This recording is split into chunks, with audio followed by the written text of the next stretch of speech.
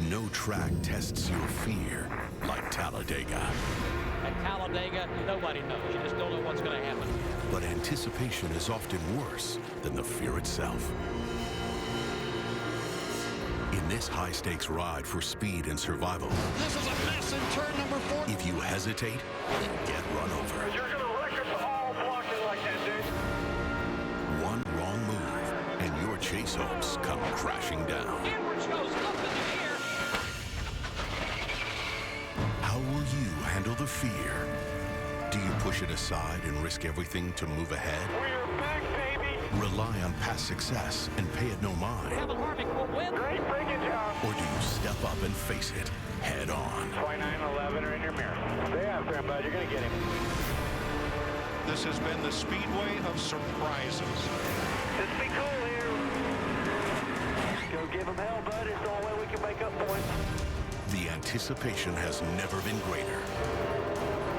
Because with the tightest chase in history, the biggest fear is the unknown. And anything goes at Talladega. Here we go, son. Be ready. Go. What could be more fitting in this year's chase for the Sprint Cup than Halloween at Talladega, the one race that could haunt the contenders for the Cup more than any other, and a track that can at times be a house of horrors for some. We're almost set to go with the AMP Energy Juice 500 from the world's fastest speedway. And from the pit studio, Alan Bestwick with Rusty Wallace, Brad Daugherty, and Ray Evernham. Final thought before they fire them up. This is the only time I can ever remember coming to Talladega where there's only 6 points between the guys going for it. It's the most dangerous track. Guys, I can't wait to see what's going to happen. I have no idea what's going to be getting ready to come down. I said it earlier in the day. It's going to be interesting. I mean, we've got guys like Dave Blaney, Joe Nemechek, Sam Hornish Jr. starting up front. They haven't done that at all this year. And half of our chase field starts 23rd on back. Hey, guys, it's coming from the distance, the center of the tri-oval to the start-finish line. Quarter of a mile. That's where it all gets decided. Time for the engines to get amped up. We go trackside for the command. Ladies and gentlemen, please welcome the AMP Energy Grand Marshal Contest winners as they deliver the most famous words in motorsports. Start your engines! Ready to move, gang. Ready to move. That's in your ring. You got your arm good. Start up on the side. I got you guys up here. Yeah, man. Time to go racing at Talladega on Halloween, which means it's time for us to go upstairs to a man who knows all about the tricks or treats at this track. He's a former winner here, and 2 guys dressed like characters in the NASCAR episode of South Park. The animators came pretty close. Here are Marty Reed, Dale Jarrett, and Andy Petrie. Oh, thank you, Alan. Hello again, everybody. We'll get you later. Let's talk about strategies here for the 3 guys that are in contention for the chase right now. You either have to run up front and stay ahead of the crash, or you got to lay back. Who's going to do what? Well, there's all kinds of strategies that you can use here, but I think Kevin Harvick is going to use that one of staying out front. He's got a great race car. I talked to Richard Childress yesterday. He said he's got 3 great cars. They're going to run up front, try to lead as many laps as possible, and win this race. That's the way he's going to close this gap on those 2 leaders, and he's hoping that he can do that today. Yeah, he may come right out of here with the points lead, but I look for Jimmy Johnson and Denny Hamlin kind of go to the back, hang out. I think if I could advise them, that's what I would do. It's not what you want to do as a racer. Sometimes you have to do what's best in trying to win a championship. Today's not about winning this race. It's about coming out of here with a chance in the last 3 of winning the championship. But let's talk about the other 40 drivers because they've got their own agenda. Oh, and what a great opportunity they have. This is one of those races that everybody in the field feels like they can win it. They're going to go out there and try to lead laps. They haven't been able to do that all year. They're going to have a chance to do that and possibly pull off that win. And that's exactly what makes this so exciting, is to know that you have an opportunity. Some of these guys are looking at an opportunity they haven't had and won't have again this year to go to victory lane. They're going to do everything it takes, and we never know when that big wreck may occur. That's why you got to watch all 188 laps, because you don't want to miss a thing. And as Cartman said on South Park, get out of my way. I'm trying to win this dang thing. Let's talk to one of the guys who wants to win this thing. How about our in-race reporter, Dale Earnhardt Jr.? He's going to start 6th today, DJ. Dale Jr., Dale Jarrett, do you have a copy? Yeah. Hey, man, our first question comes from our ESPN mailbag, and Dylan in Atlanta, Georgia asked you 7 of 18 races that you've won in the Sprint Cup series have come at Daytona and Talladega. Why do you have more success than most of your peers on restrictor plate tracks? I've had some awesome cars, you know. I mean, we made the right moves at the end of the race, but the car was good enough to make them. And with Tony Jr. and Tony Sr. all the way up till the Hendrick equipment I'm driving today, you've always had really solid stuff every time I come here. Hey, Junior, talking about that Hendrick organization, we know how teamwork is talked about there. Has anything been said about the opportunity to help Jimmy Johnson possibly late in the race make up as many spots, or are you just saying, okay, if that opportunity's there, we'll take it if it should arrive? Yeah, it's just an opportunity kind of thing. You know, it's going to, the odds of us being able to team up, being in position to team up aren't going to be awesome, but if we happen to be in that position, I'd like to help him. But he knows just as well as I do that everybody's trying to win the race, and that's what we're here to do. But if we can help our teammate, man, we're going to do that. We're going to try to keep them toward the front when they need it, if that's what lays in front of us. But we're not, you know, if you go out of your way to do things and try to construct situations like that, you can get yourself in trouble. All right, Junior, thanks for talking with us. Good luck in your quest to go to victory lane today, and we'll talk to you later on. Appreciate it. Our over-the-wall reporters, Mark Hollywood Armstrong. He's a front tire changer for Robbie Gordon's number 7. Hello, Hollywood, and got a question for you. No, normally we're talking about speed on pit road, but today it's more about precision, isn't it? Yes, it is, Marty. Today, you can throw the speed out the window. You got to keep your driver in it. You got to keep him in the draft. You got to keep him with the partners that he wants to run with all day long. These might be some of the tools we can use today to help do that. But if we have to pull these tools out, it's not going to be a good day for us. So it is Halloween, and it is trick-or-treat night. So, guys, let's just reach in the bag today and see what it'll pull out for us with this race team today. All right. You be safe down there and focus on what you need to do. All right, let's take a look at the rest of our onboard cameras as we've got Denny Hamlin, Tony Stewart, Kevin Harvick, Clint Boyer, Marcus Ambrose, Jimmy Johnson. We've already talked to Dale Jr. and Carl Edwards. So you know what it means. That music says it's time to go green, and that's next after this message from AMP. Welcome back to the AMP Energy Juice 500 here at Talladega Superspeedway. Cars on the pace lap as we're going to set the grid for you. It'll come across the top of your screen. 3 cars did not make the field. Landon Castle, Travis Quapple, and that's going to hurt that 38 team in their quest for the 35th and final guaranteed spot. And Johnny Sauter, the 3rd, that did not make the field. No cars will be going to the rear. And if you were with us for Countdown, you heard the 3 chase contenders in the top 3 positions talking about their strategy. Just in case you missed it, here it is.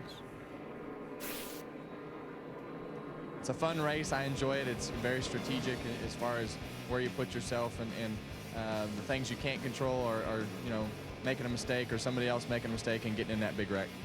I'm just going to try to get up front somewhat early, lead some laps, and see if we can lead the most. If we can and we get in the middle of the pack, then you'll see me try to hit the escape button.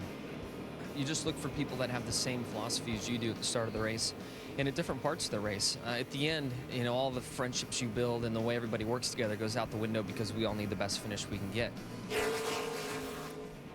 And talk about the finishes this year in 2010 on the restrictor plate tracks. Jimmy Johnson has not fared well at all. No better than 31st. Meanwhile, Kevin Harvick has been the best of the 3, winning twice in that time frame. All right, we've talked about the top 3. Let's talk about some of the others in the field of this 43. Jamie Little, you're up. Well, Marty, one driver who hopes to turn some more treats today rather than tricks is Kyle Busch, and if practice was any indication, that could be the case. On Friday, he hooked up with Denny Hamlin, his teammate. They turned a fast lap average of 201 miles per hour. Today, watch for Kyle to help his teammate get that points lead in the championship, but the #1 priority is to win this race. And hey, if today is anything like the finish was last night in the truck race when Kyle won in thrilling fashion, we're all in for a treat. Dave Burns? Well, Jamie, Martin was a top 5 car here in the spring, but he qualified 30th for today's race. He said he was surprised after that because of how well the car ran in the big pack. He was fastest in final practice. But it won't be any surprise if Mark can win here this afternoon. He's a 2-time winner here. The team has been running well lately. And remember, just last week, he came from 2 laps down to finish 2nd at Martinsville. Starting 30th today, that doesn't scare Mark. Vince Welch? For Tony Stewart, it's now or never. 236 points out of the championship, a long shot for sure, but this team's not ready to throw in the towel.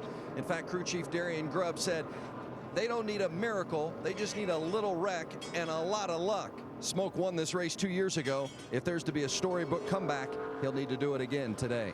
Doc? Well, Vince, if you just mention the word Talladega to drivers and race fans, it'll conjure up visions of high speeds and high risks on the high banks of NASCAR's largest superspeedway. And how appropriate on Halloween, the drivers are getting set to endure the most frightening 500 miles of the year. Now, right now they're asking themselves, do I have the nerve? Do I have the skill to cram my throttle foot on the floor and leave it there for the next 3 hours without making a mistake? And if someone makes a mistake, do I have enough tricks up my sleeve to dodge the sliding cars in the big one and treat myself to a top 5 finish? It is trick or treat NASCAR style at Talladega. Frightening to some, but for those of you at home, it should be fun to watch. Marty? It sure is going to be. Thank you, Doc, and everybody. And let's take a look at the track facts, because this place is awesome. The highest banks, the fastest speeds. What else do we say? It's big, it's fast. The only thing that really matters, for 187 laps, you're going to position yourself for that final lap. You hope that it ends on 188, but the last few we've seen go a little bit longer. There's 188 opportunities for other guys to lead laps, though, and they're going to be trying to do that all day. And speaking of that, remember that the April race set a record for NASCAR, not just here at Talladega, but for the entire series. And remember, we went extra. We had 200 laps total. That was the most ever. Could we have 3 green-white checkers here today? 29 leaders, 88 lead changes the last time. And as they get ready to come around for the green flag, let's listen in on the 48 radio as that last-minute words of encouragement. Well, it's a beautiful day for a race. It's going to be an exciting race, guys. Like we said, this should be nice and smooth. Find our P's and Q's for the first 3 quarters of this race, and then we'll do what we got to do at the end of it. I'd like to say hello to all the fans out there in the stands, everybody listen to us on TV. Hope you guys enjoy the race. Thank you for your support. And thank you, Chad, and everybody else, as the cars now making their way out of turn number 2, and already the 97 is falling back to the rear, Jeff Fuller. So he is going to start that way. When you look at this place, can you picture in your mind's eye what it was like 1969? I asked Richard Childress. He was part of that race, finished with enough money from the 2 races combined. He raced on Saturday and Sunday. That's what started his race shop. And he got a letter sent from Bill France, because remember there was controversy about the PDA and some of the guys didn't race that day. And Richard still has that letter, and it said, if you ever need something from my family, you show this letter and they'll take care of it and honor it. Well, it was quite a spectacle that day. You know, a lot of drivers didn't like the opportunity of having to come here or be here, but it has turned into just a show in itself, and we're in for an exciting race today, no doubt. You know, I can think back as a driver, a lot of nervous moments about coming into these races, but once you got involved in it, it was so exciting. Now he has a driver with a chance to win the championship. The 29 right there of Kevin Harvick. He's got to duke it out with Jimmy Johnson, Denny Hamlin. And as they get ready to come through turn number 4, I can't imagine what's in the knot of a driver's stomach. Well, I think everybody's here knowing they have an opportunity to win this race. But the 3 drivers that probably have the biggest concern, we've talked about those guys battling for a championship, and there's just nowhere to hide at this. You can lay back and you can try to miss everything. At some point in time, you're going to have to start going forward. And as we've seen, you know, anything can happen, even coming to the last lap to the checkered flag. Well, you can hear the crowd coming to their feet. Pace car is off. It's Halloween. The monster on this day is this track. It eats race cars for lunch. 500 miles of terror for the drivers, 500 miles of excitement for us. And as they come through the tri-oval, we get ready for the biggest race in the chase. We're green at Talladega.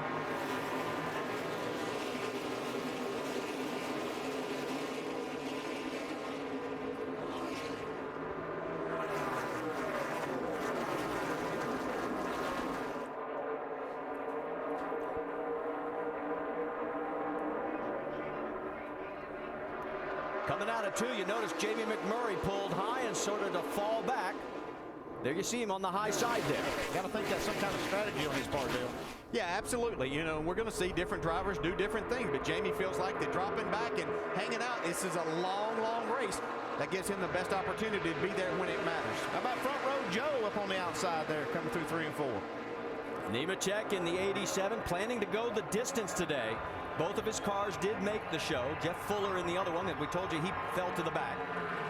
No cars went to the rear, and here we go as we get ready to go past lap number 1. We're going to have 3 wide in multiple sections of the track. Yeah, they started out 2 wide. That didn't last very long. As you can see, 3 wide all the way back from about 3rd spot on. That's great to see Joe Nemechek lead that first lap. Look at him out front. Now he's hung out in the middle. Now he goes to the high side. Going to get a big push. Got Dale Jr. right behind him. Boy, he played that perfectly, too, and that's what we'll have to see all day. That's a chance you take, pulling in front of those cars, but, man, you can get a nice push. Here goes Boyer down low with Montoya behind. Now Nemechek slides up higher. Here goes Jr. He's going to go around him. Yeah, and here comes Kevin Harvick. We know he wants to try to lead this race early and a lot. Coming through the tri-oval for lap number 2. And we'll have our second official leader. It'll be Dale Earnhardt Jr. Could it be at the stripe? Well, it could be. Kevin Harvick got those 5 points. That's how quickly it can change. It might change 3 times before they get back. See Junior making a move on the inside, coming back on him. Saw how far Nemechek, he's back about 7 rows now.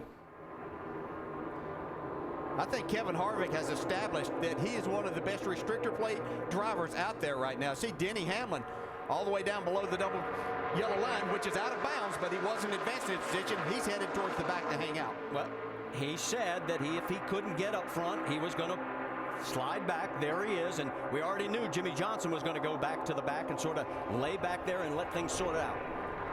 So there they are, nose to tail. Meanwhile, Kevin Harvick, as you can see, we're going to have another lead change. Here comes Clint Boyer and Dale Earnhardt Jr., and Jr. leads that lap. 3 leaders in 3 laps. I don't know if it's possible. We could have 188 lead changes. Obviously, we don't have that many different leaders.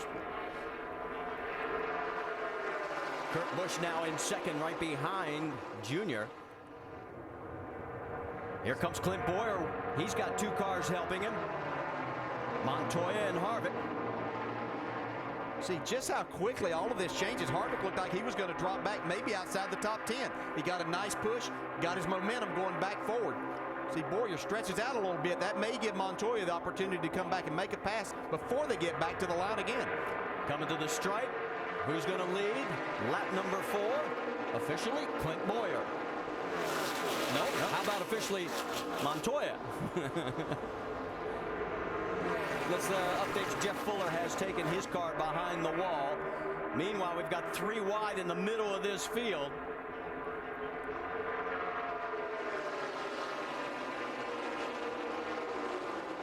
Bobby Labonte right there. And here comes Montoya. He's lost his drafting partner for the second. Uh-oh, look at Harvick there. He almost got tagged. Yeah, you got to be careful. Casey Mears.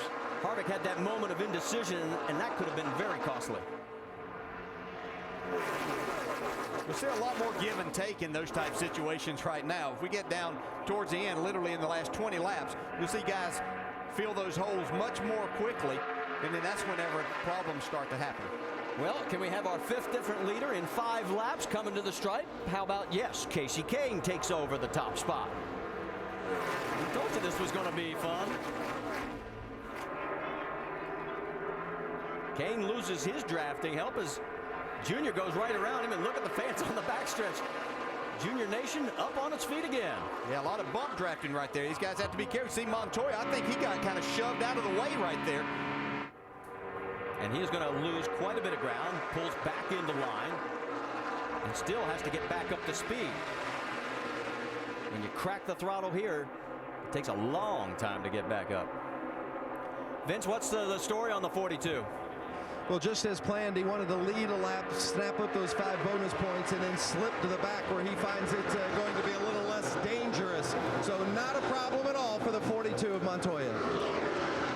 Well, all these guys are running up front. We're really getting a sense of this 2-car hookup. You see these 2 teammates, the 31 and 33. They've really locked in these last 3 quarters of a lap. You can see just how much they gain by doing that. Well, and the 2 Dodgers are doing the same there. Look at Brad Keselowski with the help of Sam Hornish Jr. The key here is you got to stay really, really locked up. Even a foot between the cars can really raise the drag of the cars up enough that they won't really shoot forward like you see this. They have to be really touching each other. And Andy, people might say, well, then why don't they stay like that for a long period of time? But it can't do that. No, they can't. The engine will run hot. You can see that grill opening is just, you see Clint Boyer right there behind Jeff Burton, and that thing is just basically shut completely off. Jeff Burton gets credited with leading that lap. 6 different leaders now, 7 lead changes. See, now this is a really good strategy here. They'll swap positions and see if they can hook back up again, and that way they can cool their engines back, you know, to a normal range. Yeah, and here comes a guy. Robbie Gordon has started 42nd, I think, on the grid. He's trying to take the lead with Kevin Harvick's push. You're absolutely right. From 42nd in 7 laps, here he is moving to the front. On the high side, you've got Keselowski. Yeah, he may not make it back as the leader. You can see Harvick had to get off his bumper. He gave him such a shove out there. I think Robbie's going to get hung in the middle here. Might be getting a bump draft right here, though. While all this is going on, 5 chase contenders are 35th or deeper in the field. They're playing it safe. I think that's by design. Yep. Boyer leads that lap. Kurt Busch second. Earnhardt, Robbie Gordon, Keselowski credited with 5th. See another good drafter up front. See that 55 in that top lane. 3rd car back, Michael Walker. Doesn't get a lot of seat time lately, but he's really good on these restrictor plate tracks. Yeah, I was talking to Michael the other night at a function. He and Darrell had to raise money, and he was really excited about his opportunity to come in here with an opportunity, what he felt like, to win the race. I just hope he isn't dressed like he was yesterday. Me too. For anybody who didn't see, they had a Halloween costume and a little shuffling there. Mrs. Howell from Gilligan's Island. That's right, I said Mrs. See, Keselowski's going to try to get the lead here at the line. He does it. Yep, Brad's going to take the lead. So Keselowski now our 8th different leader. 9 lead changes in 9 laps. On board with Clint Boyer. You just can't lead 2 laps in a row at the start-finish line. Just incredible what these cars do in the draft. The cars are so big, they make such a big hole in the air that it's just hard for anybody to stay out front. There's a big vacuum behind these groups of cars, and it just pulls all these other cars up front. See Michael Walker there giving Sam Hornish a big push. They got a nice lead there. If he can stay on his bumper, Sam should be able to lead this lap. That's how it's done right there. We'll watch him hang him out here in just a minute. Michael will want to lead this before long. So Sam becomes our 9th different leader, our 10th lead change in 10 laps. There were 8 different leaders by lap 10 back in April. Sounds like we're on pace for another record day at Talladega. Make sure to go to Goodyear.com to check out Goodyear's Support Our Troops program. There you can send a thank you message from a NASCAR driver, enter for a chance to win a 2011 Ford Taurus, and other great prizes. Well, as we come back here to Talladega, we've completed 13 laps. We've had 10 different leaders and 11 lead changes. You're riding on board with Kevin Harvick. He's back to 23rd. Here's the reason why. I had to back up. I'm hot. I got too hot. Yeah, you can hear that's just what they're talking about when they put that grill right up on that bumper. They can't do it for long, Doc. They can, Andy, and Danny Lawrence, the engine builder, said in the old days you could go to almost 300 degrees or maybe well over 260. He said to now, he said when we get to 240, 245, we want our drivers to let us know we don't want it to go to 250. We want him to sneak the nose of the car out, which is exactly what Kevin did a moment ago, getting hot, and I had to sneak a peek. For more, let's go to our Craftsman Tech Garage and Tim Brewer. Thanks, Doc. It's literally like sitting at home, folks. Try holding your breath for a minute. Doesn't work too well. What these guys have to do when they're nose to tail is literally have the car move over to the right, move over to the left, because what we're trying to do is get a little bit more air in there. I can only hold my breath for about 50 seconds. DJ, you might be a little bit better than that, but hey, it's all about keeping the air to the nose and making sure the engine stays cool all day long. Guys? I couldn't much either, Tim. That's why I hung out a lot and waited till I could hold my breath, which that's the end. These guys are incredible. See these 2 cars get hooked up and just how fast they can go. See Jeff Burton pushing Matt Kenseth now. They came from nowhere past these guys, and now they've got a 15-car length lead. And behind those 2, it's Clint Boyer, Dale Jr., Kurt Busch, Eric Almirola, Bobby Labonte, Reagan, Robbie Gordon, Casey Kane. That's your top 10. And Harvick has jumped all the way back up, I should say, to 9th, with Bobby Labonte rounding out the top 10. So from 23rd to 9th in about 2 laps. Yeah, hang around. We'll change all of those numbers again in a minute. You see right back in the pack right there, you see Sam Hornish and Michael Waltrip. They got out front by a couple of seconds a while ago doing this 2-car draft, but then they just couldn't do it. Cars got hot. They had to swap, and when they did that, this whole group just swarmed on them. They were literally running a second faster than the 3rd and 4th place cars. 2 can do it better than the pack, but they can't do it as long. And there we just saw Kenseth and Burton do the same thing. They were over a full second faster than the rest of the field. Look how much distance they've gained on them. It's incredible. They're flying down the backstretch now. Now watch this. They're going to get side by side, and now they're going to create a lot of drag. They're going to slow way up. This group behind them is going to come like a freight train. Yeah, they're just going to swap spots here for a second. Kenseth's going to get in behind Burton. He's going to try to do the same thing so they can keep a lot of this lead. If they can lock it up real quick. Yeah, and they did. Kenseth was able to do that. I would imagine Jeff Burton was dragging his brake just a little bit to make sure that he could lock on there and they could stay out front. Strange bedfellows, so to speak. You've got Chevy and a Ford teaming up right now with Burton and Harvick. And right behind them, you can see that here come 2 of the Dodges. Well, the 2 leaders were a full second slower that lap than the lap previous. When they made that swap, it cost them a second. Kurt Busch has now got Sam Hornish in tow. Yeah, we can already see that Sam Hornish has a fast race car. He's able to push these guys and make a big gain. Dave, you've got more? Well, this would be the one that would be more planned, working with your teammate to run up on these guys, and it looks like they're going to catch them and pass them. The one with Michael Waltrip a few laps ago, I did confirm with their pit box the fact that they didn't plan that one. That's just the kind of thing that happens here at Talladega. You see someone going to the front, you think you can run with them, and you go. But now the teammates hooking up and trying to take the lead at the start-finish line. Here they come. It'll still be Burton leading this lap. Kenseth, Busch, and Hornish rounding out top 4. Yeah, and you can see what happened right here as they got closer to those 2 cars. Well, Kurt Busch was able to get a draft that pulled him closer. Hornish couldn't stay on his bumper, so they weren't able to complete that pass. And it's going to basically crush both of them. Just watching these lap times from Kurt Busch and Sam Hornish, over 200 miles an hour last lap average. Sam is about to be swallowed up by the pack coming up behind him. That's lap traffic that they're getting ready to pass there, the 34 of Robert Richardson. Yeah, and you can see without any help, Kurt Busch has fallen off and lost the 2 leaders. And there's Sam way down on the low side of the track, and he has been freight trained by about 10 cars, and he finally tucks back in. Right now, it is Burton and Matt Kenseth. They're running up front by about, 20 car lengths. It'll probably change by the time we come back.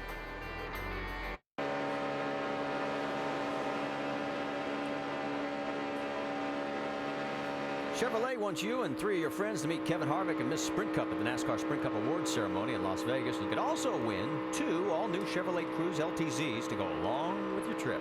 For a chance to win, enter at winyourchevy.com. Back here at Talladega, you're on board with Tony Stewart, and you're saying, wait a minute, there's nobody in front, there's nobody behind. That's because he had a problem, guys. It looked like he had a flat left front tire. Don't know exactly what happened, Dave.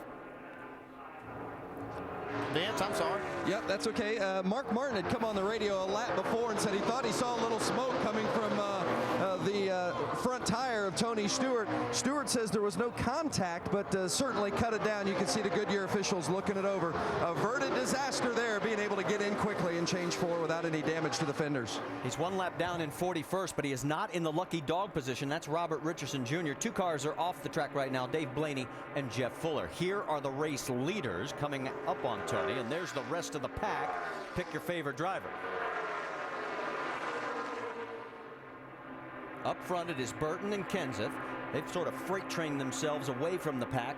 Behind them by 1.3 seconds, Clint Boyer, Brad Keselowski, Casey Kane, and Kevin Harvick is now back up into the 6th position. Kurt Busch is in 8th with Regan Smith in between him and 7th. Yeah, and Tony's biggest problem now is he's going 2 laps down as they go by him, so he'll have to hope that maybe this can cycle through to where these other guys have to make a green flag pit stop.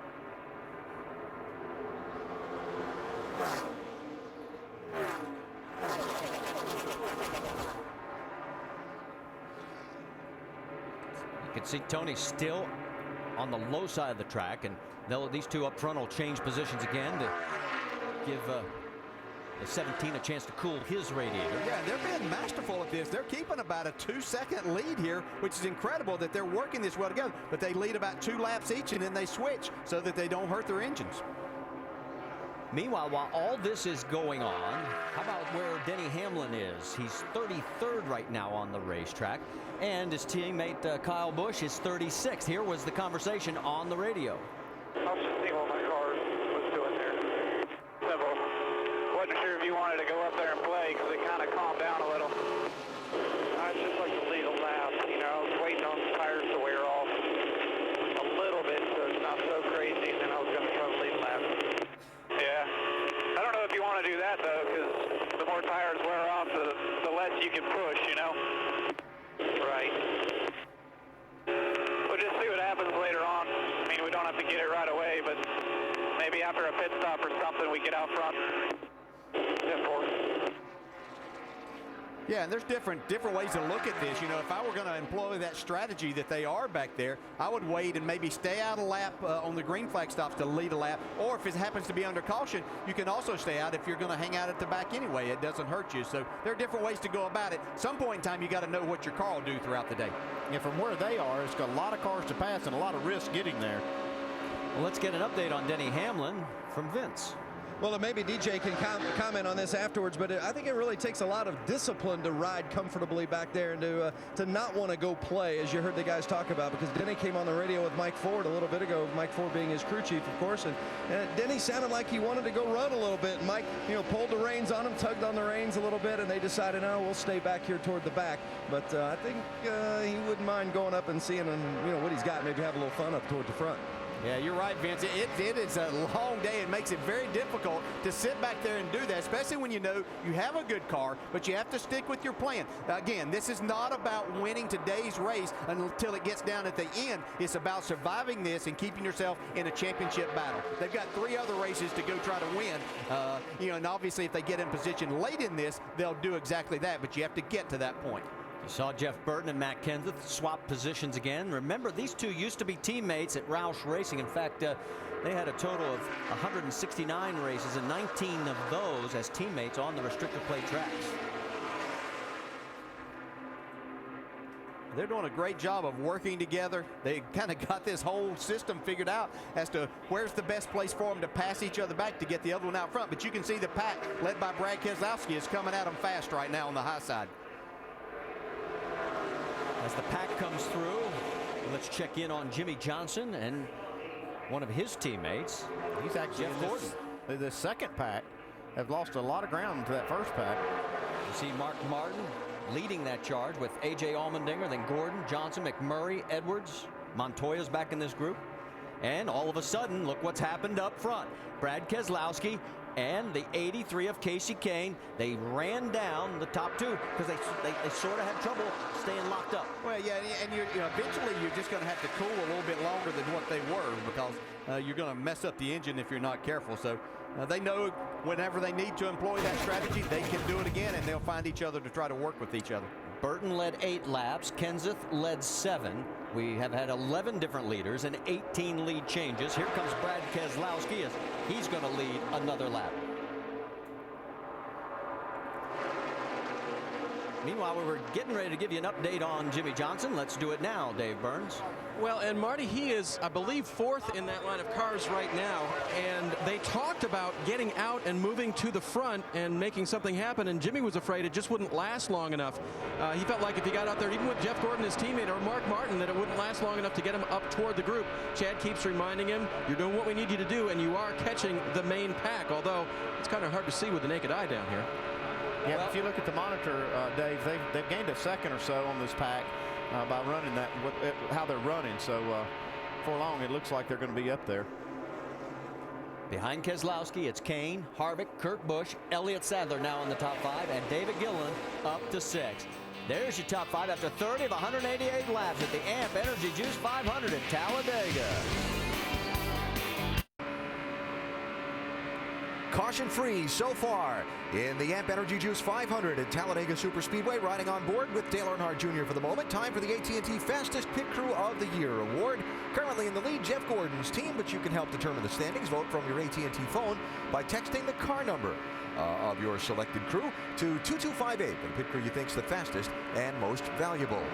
From the pit studio with Rusty Ray and Brad getting ready in just another lap or so for green flag pit stops. We talked about it on Countdown, what to watch for when they come to pit road en masse. Well, Alan, it's going to get crowded. They're going to probably come in 3 different waves, 2 big packs and 1 small pack. They're going to have to be careful getting on, not to bump into one another, damage aerodynamically, and do not make a mistake on pit road. If you lose that draft, you're going to go a lap down. And the most important thing, Ray, for me as a driver, I had to get this car to the bottom of the racetrack. I've got the hand signals going on right now. I'm telling everybody behind me I'm getting ready to pit. I do not want to get hung on the outside where I can't get down. And when I get down, I got to remember I'm coming from 195 miles per hour, and I got to slow this baby down to 55 miles per hour. So, Brad, it's a big slowdown for me. Yeah. The thing for me is, we've got 5 of our chasers just kind of hanging out in the back. Are they going to maintain that position, come in, get nice, smooth pit stops, go back out, and continue to stay back there as they knock off laps throughout the day?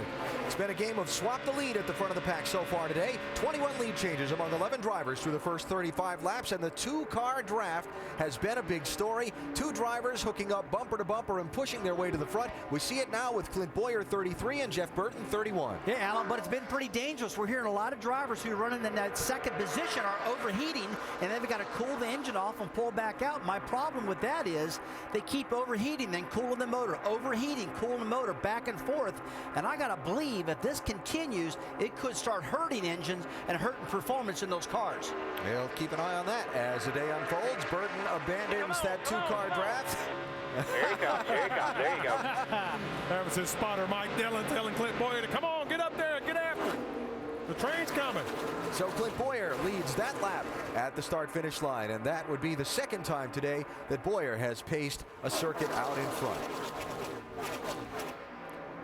Hearing some chatter on some of the team's radios that we'll see these green flag pit stops somewhere in the next couple of laps. So begin to look for the hands waving inside the windshields of the cars. Drivers trying to signal the guys behind them that they're getting ready to turn left. And another thing you got to remember, too, a lot of these guys are going to do right side pit stops, just right side tires. Here we go. They got to make sure they don't lock up the tires and flat spot them, because they don't want that to happen right now. Cars peeling off, heading to pit road, while another train continues on around the racetrack. Keselowski, Kurt Busch, David Gilliland, Sam Hornish Jr., Dale Earnhardt Jr. On pit road, we go to Dave Burns. Penske teammates on pit road. The 12 car had gotten a little bit hot pushing other cars, so they may take a look at removal of a little bit of tape. The 2 car for Kurt Busch, he was tight coming off of the corners, and the left rear wedge is going to be the call on the 2 car. 4 tire stops for both of these Penske cars.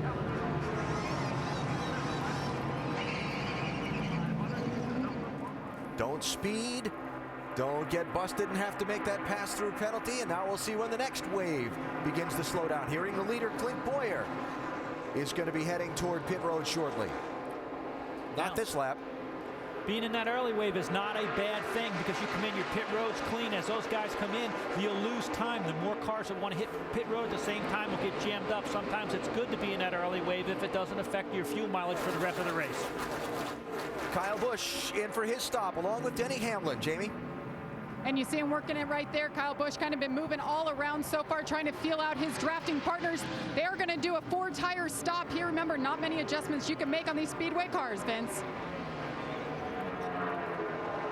There will be no adjustments on the 11 of Denny Hamlin, just 4 tires and fuel. Mike Ford reminded him 4,400 RPM down the pit lane. Do not get a speeding penalty. Good entry into the box. Stalled it a little bit coming out, so a little bit slow on the exit for the 11 of Denny Hamlin. More drama going on. Clint Boyer's team called him in a lap ago to pit road. He's on the radio saying, Mike, can you hear me? We're talking to Mike Dillon, his spotter. So this is the second lap in a row Boyer's driven past pit road when they've called him in. Jamie? And Jeff Gordon in the 24 there. His goal was to run where the action is. Did not want to hang back, but that has not been the case so far. Steve Letarte making the call, saying, wait, right sides only, Dave. And the reigning Speedway champion Jimmy Johnson will get a track bar adjustment for that race car. 4 tires for, no, it's going to be only 2. And now they've got a problem. They decide they need to get it full of fuel. They weren't there yet. Jimmy took off. Now he leaves, hopefully full of fuel. All right, let's see. Clint Boyer looks like he's gotten the message this time and is hitting the brakes to head to pit road as the cycle of stops continue. I tell you, no communication at Talladega is a bad thing. That was a scary moment right there for that team. Lap led for Kevin Harvick in the exchange of pit stops. Jamie? Alan, the reason why the 33 didn't know he was supposed to pit, there was a hung radio. Somebody had it clicked open. He could not communicate with his team. They got it right on the 3rd try. 4 tires for Clint Boyer, Doc.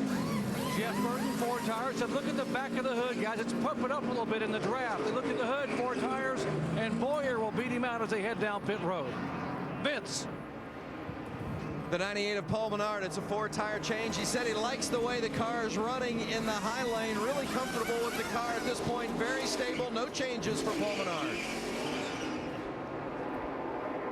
So yet to pit Kevin Harvick, who is the race leader, and that'll be Harvick leading this group in the charge down pit road. Matt Kenseth, look out. Whoa, man. Wow, that was close.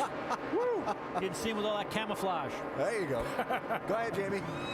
And Matt Kenseth saying he needs a little more speed. The goal was to stay with the 31. They're going to fill it up with Sunoco fuel, and it is going to be a 4-tire stop for the 17, Doc. 4 tires, chassis adjustment, and Kevin Harvick said, you've got to take some tape off the grill. The temperature is 240 and not going down, even outside the draft. He's down and away. There's something to keep an eye on for Kevin Harvick. And once they get those engines that hot, Alan, it's hard to cool them down. All right, so the cycle of pit stops continues for the moment. The guys just coming off pit road have to get back up to speed, which takes a couple laps to get full song up to speed. Well, I was really wondering how long these guys could go on fuel. Looks like Kevin Harvick went 39 laps. This guy's been out here for quite a long time. I have to figure the fuel burn on that, what they're getting for miles per gallon. That'd be pretty interesting to find that number. Yeah, it was interesting listening to Jeff Gordon earlier talking about wanting to be amongst the action, but he's not been able to get up mixed up with the guys. He's really was in the back earlier, just kind of riding. So it's interesting how these strategies play out through the day, how close you can hit on your strategy, and what you have to do to adjust when you can't be right in the middle of what you want to be doing. So as the pack has broken apart through the series of green flag pit stops, you see David Ruderman in the 00 and Marcus Ambrose in the 47. They are the leaders in that 2-car pack, but now the rest of the field beginning to kind of close back in as the draft reforms. You got to be thinking, if I was Denny Hamlin, man, I want to get some points. And if I'm thinking Kevin Harvick, I got some points. I mean, these guys that have not led a lap yet, Denny Hamlin, Jimmy Johnson, you got to be getting a little bit antsy, Brad, wanting to get up there and lead at least a lap before they go back hiding again. Especially Denny Hamlin, who's been in the back most of the day, just riding around. He and Kyle Busch hooked up earlier in the day. They both were super fast, but he just maintained that 20th to 25th position. You would think he'd want to be up there getting those bonus points. So after the cycle of pit stops, you have Denny Hamlin showing back in 19th position. Jimmy Johnson showing, where is he? He's just a little bit farther behind. Jimmy Johnson back in 17th, just moved to 16th. And Kevin Harvick being swallowed up by the pack coming off of pit road. Harvick now being shown in 20th position as, again, the pack reforms after the green flag pit stops. So we're caution-free, 25 lead changes, 13 leaders. The first round of pit stops complete. It's been pretty wild so far at Talladega, and a lot still to come. It's the 83rd time we've been racing at Talladega Superspeedway, and it has not let us down, as the 2-car freight trains that we have seen have been better than the multi-car efforts. But don't try this, not even on Halloween, on your freeway at home. I don't think the local constabulary would approve, especially if you're trying to do it at 200 miles an hour. As you see, the pack has reformed after the first round of green flag stops. Up front is David Ruderman, followed by Marcus Ambrose. There's Mark Martin down low with the 88 of Dale Earnhardt Jr. now pushing him. And a little bit further back, there's also Denny Hamlin in that inside lane. Now, notice the 39 Ryan Newman. He is 1 lap down. First car a lap down, 36. What's going on with the 39, Jamie Little? Well, I'll tell you, Marty, it started actually when his teammate Tony Stewart had that flat and had to pit. All of a sudden, Newman said, I don't know what's going on. I have not lifted once today. My car won't go anywhere. At least he's in a pack now. He's been running most of this race way in the back all by himself, and he did get swallowed up, went a lap down, but the car just down on power, Marty. Look out on that inside line. A lot of bumping and banging going on. Everybody managed to hold on to it. It was getting real dicey right around the 77 of Sam Hornish and the 33 of Clint Boyer. Yeah, look at Denny Hamlin push Jamie McMurray. We know how good Jamie's been at these, but Denny Hamlin's been probably the best pusher of anybody. He wants to lead and get those 5 bonus points. Remember, he was hanging out in the back not long ago. And so was Mark Martin. He was in that second pack as well. Hamlin goes around. Here comes the 77 with him, as well as Boyer and Burton. It's still the high line that's got the lead right now as Mark Martin. Can he hold on to it as they come through the corner? Well, Sam Hornish Jr., you see pushing Denny Hamlin. He's done a good job of that today, pushing a lot of cars to the lead. Let's see if he can push Hamlin up there. He's going to get him here by the time they get to the line. Whoa. If they don't wreck first. Man. You got to hang on, but Denny Hamlin's going to get 5 points. So Denny Hamlin does get credited for leading lap number 4. You led that one. You and him are clear. All clear by 5. 15 leaders now, 27 lead changes. He is the 5th chase contender to lead a lap today. Tell you, Sam Hornish Jr. really doing a good job on that 2-car hookup. Yeah, these Dodges seem to really have a lot of power here today, and that's going to really be in their favor when it comes down time to win this race. In case those letters weren't close enough, that was Charger. See, now they've already pulled out from this group. And as we mentioned earlier, the 2-car effort aerodynamically is better than the multi-car behind them, and here they go. See Hornish pull out now. He's going to have to cool his engine down just a little bit, or the water in there. See, Hamlin will try to get back on his bumper and see if they can stay out there. That's where Denny Hamlin would love to be, out in front of this whole group. And how hard is that to do? Because you can't afford to break the throttle open, right? Yeah, but you got to break. You got to let that guy get back to you. So you've got to do something, either drag the brake, and that's what allows the rest of these guys to catch you then. But can't stay there for long. But Denny's good at it. He'll push Sam back to the front here. On the high side, it's Mark Martin getting the push from Clint Boyer with Jeff Burton right behind him.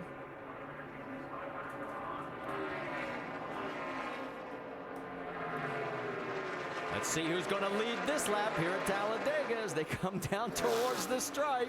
That guy's going to be holding that blue passing flag all day long up there in the stand. Mark Martin gets credited now as 28 lead changes among 15 different leaders. In fact, let's get an update on the 5, Dave. Well, Mark has kept it no secret, Marty, that he is not a fan of pushing or of being pushed. So I asked crew chief Alan Gustafson, well, when did he come on board with this? Because he seems to have done it well. He was 5th here in April. He said when they did the test this spring for the spoilers on the cars and the gear ratios, he said Mark worked with Jeff Gordon during that day. And that day was when Mark said, you know what? I can do this now. I feel comfortable doing this. And Alan said part of it is just other people knowing you're willing to do it. And now that people know that, Mark is out front, and I think he's a more potential winner here at Talladega. He's got his hands full right now with David Ruderman pushing the 11 of Denny Hamlin to the forefront. You noticed the 14 getting another lap down. Tony Stewart now 2 laps off the pace. You know, speaking of Mark Martin, yesterday I was talking to him. He said, we've got to come up with a different terminology for teammates. He says, we are not teammates when we're out on that track. I guarantee you, if we're going for the stripe, I want to win, and so do they. Well, that's what makes it challenging to know that. See Dale Jr. go back to the front here. But yeah, I mean, they work for the same organization, but when you're out there, yeah, it's about you and your race team that you're trying to make the most for. Look at the way they are slicing back in the middle of this pack. That was Mark diving down low. There's one car really slow in the middle right there. I can't quite make out who it is from this aerial view. But up front, looks like Dale Earnhardt Jr. could be leading another lap. Kurt Busch, Joey Logano now has moved into 3rd. Jeff Burton, Marcus Ambrose rounds out your top 5. So there's Dale Earnhardt Jr. That's right, he led 90 laps last week at Martinsville, and he's up front here at Talladega.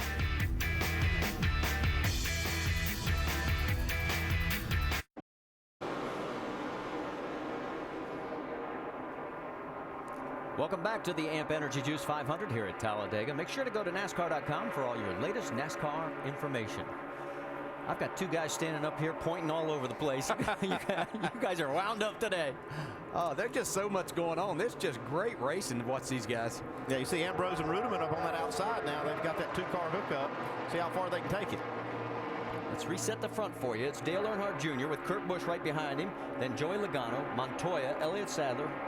Then Hornish, Ruderman, Truex, Scott Speed. That's your top 10. But that'll change quickly.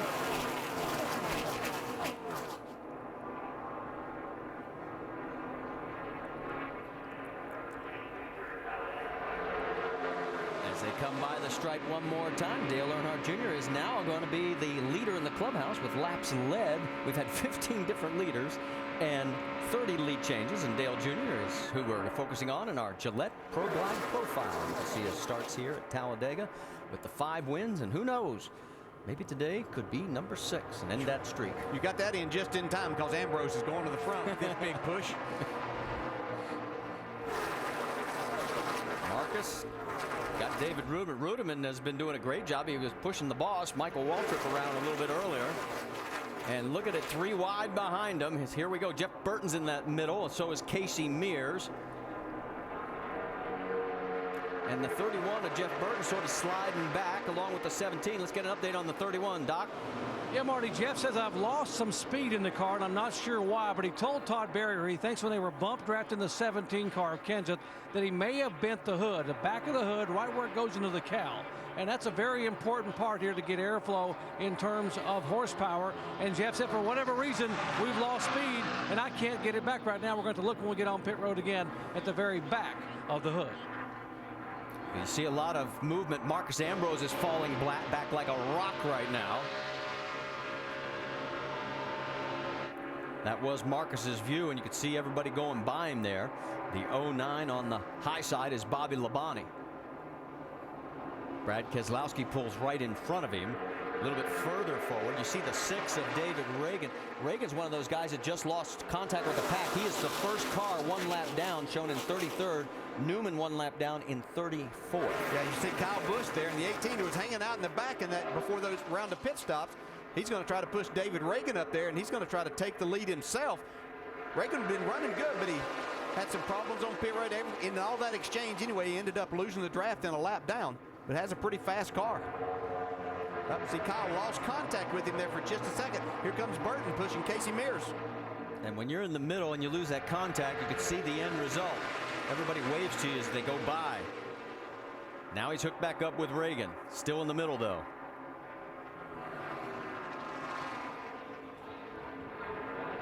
Couple more cars, including the 17 of Kenseth, pulled down into that second line. Here we come past the stripe again. It'll still be Dale Earnhardt Jr. leading. He's now led a total of 11 of the 62 laps. I know one thing, if it got down to the end of this race and I could find Jeff Burton to get on my bumper, that's who I'd want here today. He has a fast car, he has a good engine, and he knows exactly how to handle this 2-car draft. He's pushed a number of people to the lead. Now you can see he's going to hang Casey Mears out to dry. Well, maybe you wouldn't want him there. Maybe not. Maybe not on the last lap. Yeah. And for a guy who reportedly has a bad nose and maybe a problem, he's still flying. One of the problems is, you know, situations can make your car feel like it's really fast at some points, and other points you think, man, I got something wrong. And right now you see he's leading the race, but he's still probably sensing something in his car. Yeah, and exactly, you can see as he gets out front, he can't go. As long as he's pushing, that air's not on that hood, so it's not a big deal. They're 5 wide right now. Look out, you got because 5 in line behind you now. 5 in line behind you. You're still pushing 4 wide. Yeah, we are. We can see that plain as day. Look at this. This is getting real dicey.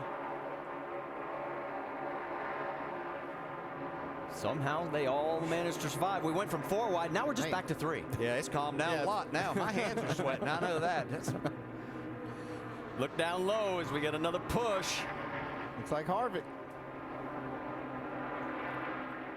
David Ruderman right behind him there, giving him the nudge. Those are two slower cars. It looks like A.J. Allmendinger is, yes, he's going to go a lap down. Well, that's the problem. You know, when you make those green flag stops, if you lose that draft by just a little bit, you lose a couple to 3 seconds a lap, and then before you know it, they're swallowing you up. Remember, Robbie Gordon was up front at the beginning of the race. He just went a lap down as well with A.J. Allmendinger. So right now, 30 cars on the lead lap here at the AMP Energy Juice 500 at Talladega.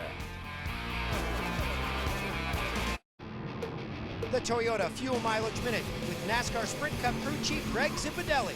Brought to you by Toyota Trucks. The 7th stop in the chase takes us to Talladega Superspeedway in Alabama. Talladega freak show. It's all about being there at the end. You know, you'll see a lot of guys just ride around in the back, try to avoid the big one. Boogity, boogity, boogity! Let's go racing Talladega style, boys! Well, it's the only racetrack in the chase that we go to the restrictor plate, so it's all about drafting. It's all about having a friend. Well, if you survive, you know, it'll come down to fuel mileage. The last stop at Talladega usually is right sides or gas and go. We'll just come down pit road, spend as little time as we have to, top the fuel cell off and push them out of there. You're going to see 6-10 guys getting a wreck, sometimes 20. So, I mean, it's one of those places that you chew your nails the whole entire day. Brought to you by Toyota Trucks. Toyota's been making trucks for over 70 years. Let's check the motorsports calendar because NHRA action from Las Vegas tonight at 9 Eastern on ESPN, and then NASCAR Now tonight at 11:30 on ESPN2, and of course the roundtable tomorrow at 5 Eastern also on ESPN2, and then Nationwide Series action at Texas noon Saturday on ESPN2, and then Sprint Cup Series from Texas presented by GoDaddy.com 3 o'clock Eastern next Sunday on ESPN. Back here at Talladega Superspeedway, a total of 18 leaders now, 34 lead changes. Here comes Kurt Busch to lay claim to 5 bonus points as well. He's now in front of Dale Earnhardt Jr., Joey Logano, David Rudiman, Kevin Harvick, Kyle Busch, Elliott Sadler, and Juan Pablo Montoya. And we are still seeing 3 and 4 wide racing, and we are just about a third of the way through this race. Look at Montoya. You can see he went from that top lane all the way to the bottom. See what he could get moving from right there. It's just a matter of, it's a guessing game all day. You see Harvick right on the bumper of David Rudiman trying to put a little distance. Speaking of Rudiman, his boss Michael Waltrip made a pit stop during the break. He is now a lap down in 37th position. And let's check in on Jeff Gordon and company because he and Hamlin, Boyer, Jimmy Johnson, they're all running together 23rd through 26th position. Let's listen in on Jeff's radio. I don't like getting this far back, man. I don't know what these guys are doing. Problem is they're going to be, you know, if they get single file, we're gone. You know, they're gone. Oh, yeah, we definitely got to go because that just broke us up. What do you think? Nah, they're still okay. As long as they have 3 fast race cars there together, those guys up front getting single file is not going to happen, Jeff. I can tell you. There's way too much racing going on up there. So you're okay right where they're at. We saw a group earlier get back 12 seconds and were able to run them down. So it gets crazy up front again. Well, and they just picked up 2 seconds on the pack, and here's the reason why. Whoa! Look out! Uh-oh, here goes going across. That's Allmendinger sideways, but it looks like if he can keep it down. Get a caution. Again, he's off the wall, still nothing. And the first caution of the race is out. Got crammed from behind by somebody. Yeah, he got help. So A.J. Allmendinger, who freely admitted yesterday all the news going on about RPM racing has his stomach in knots, let alone having to race this place. Yeah, you don't need that. It looked like Casey Kane got sideways, and A.J. kind of checked up, and the car behind him didn't. All right, let's go back and take another look at it, see what happened. Yeah, it's getting kind of crazy up front. You see all these leaders spreading out. Well, the 2 Red Bull cars got together. Scott Speed got him and A.J. Looked like it might have been Keselowski that got into the back of A.J. Plenty of room at that section of the track. And the only damage is to the rear of the car, as you see right there. Here's the angle from behind. See the 12? Yeah, 12 gets into the 43. We'll step aside for just a moment. Here is our first caution flies at Talladega. And we're back just in time. As you can see, everybody's heading down pit road except for Kevin Harvick. Well, more on that. Here's Jamie. And Kyle Busch says 4 tires all day long. Track position doesn't matter. The car is so good. He's having so much fun out there. Last night's winner. 4 tires, Dave. Junior was running up front, but the cowl flap on the right side is up in the air. Very obvious. And Junior said, you're going to need to snip that off and then get hammered back down. 4 tires of fuel otherwise, Vince. The one car, Jamie McMurray, likes his car, especially when Juan Montoya is behind him, but he says he doesn't have enough car to do much pushing himself. 4 tires, no changes for McMurray. Here's our made the faster moves on our faster race off pit road. And see Matt Kenseth with 2 tires picks up 7 spots, and the 9-spot gain for a 2-tire stop for Casey Kane. And the big question mark is, did Kevin Harvick make a strategical error? Gotta think so. He missed pit road entrance right there. He was the only leader that he was the leader and stayed out while everybody else came in.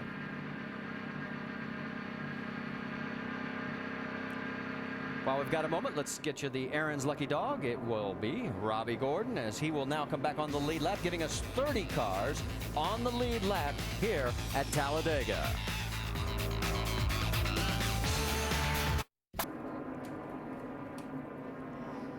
Back here at Talladega Superspeedway, as we are under our first caution of the day, as we've completed 72 of the 188 laps.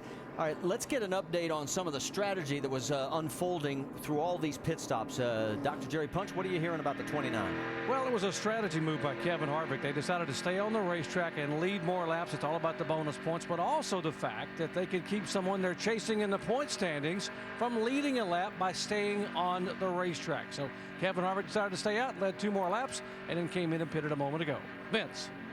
Well, one of the decisions made by the 11 team as to why they did not come with everyone else and stayed out and then came in later is just the fact that they wanted a clean pit road. Didn't want to take any chances of getting dinged up on pit road. They know they got plenty of race left and plenty of car to get to where they need to be. Marty? Hamlin restart 26th, and Harvick in 23rd. Green flag flies. Up front it is Kenseth, Kyle Busch, McMurray, Rudiman, Logano, and Kane.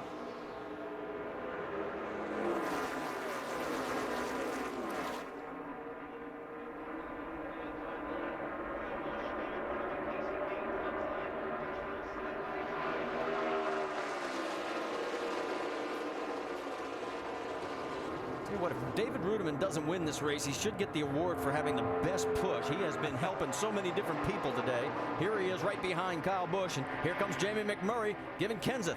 I was going to ask you, Andy, in 2-car breakaway, who has the advantage there? I don't know. We'll see. I guess the one going the shortest route is the way it looks right now. Joey Logano's looking back and saying, whoops, why can't I get into this? Looks like McMurray bailed out on his little deal he had. Yeah, left Kenseth hanging, so Kyle Busch is going to lead the race. Yeah, but he's getting ready to get run over almost here. Yeah, Casey Kane was coming fast. 3 wide again as they head down into 1. You can see a little bit further back, Kurt Busch was down in that mix. Now we're going to drive 3 wide through 2. We're going to try and make it 4, guys. We've done that once today. Calmer heads prevail. We just keep it at 3.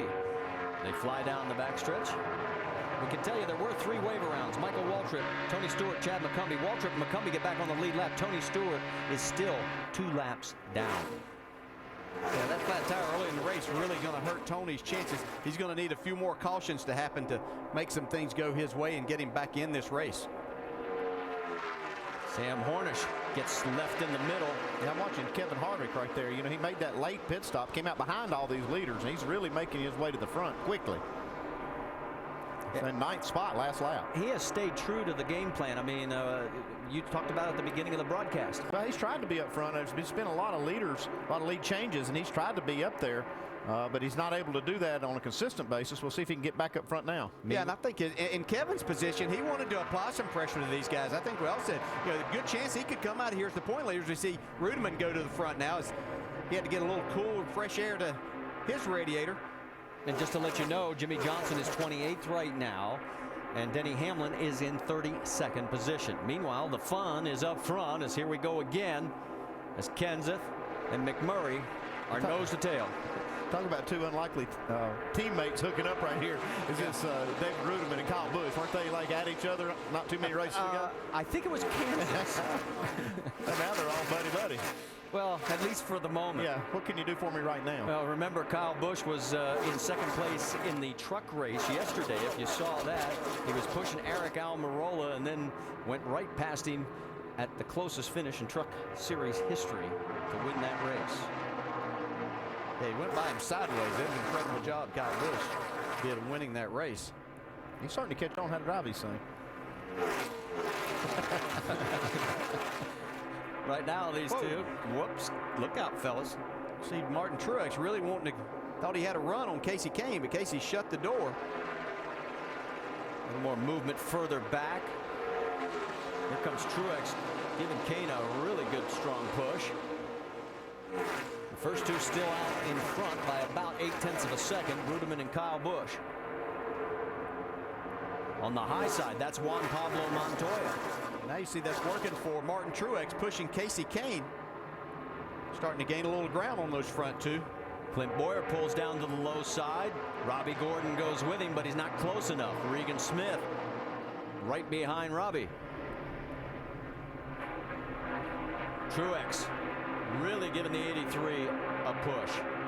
It's our pole sitter, Montoya. He's looking for somebody to give him a little bit of a shove. He's pulled away. Might not need it. Yeah, he's pulled away from the 17, and now he's hooked up with Ruderman. Here comes Kane to the inside, though. Didn't get the lead that lap. Nope. Kyle Busch is credited with the lead. He is a 40th lead change. 18 different drivers have led this race today. Here we go again. 4 wide. Hang on. Sorts back out to 3 wide.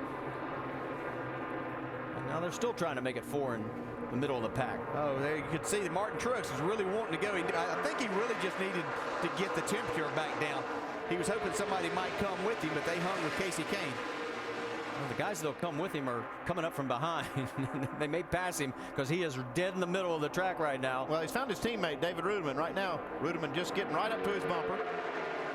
Got to work that middle now.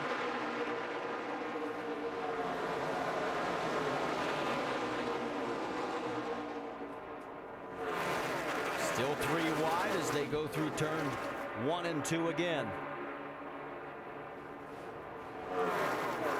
Back in the 21st position, Jeff Burton. There we see him. What's the latest you're hearing, Doc?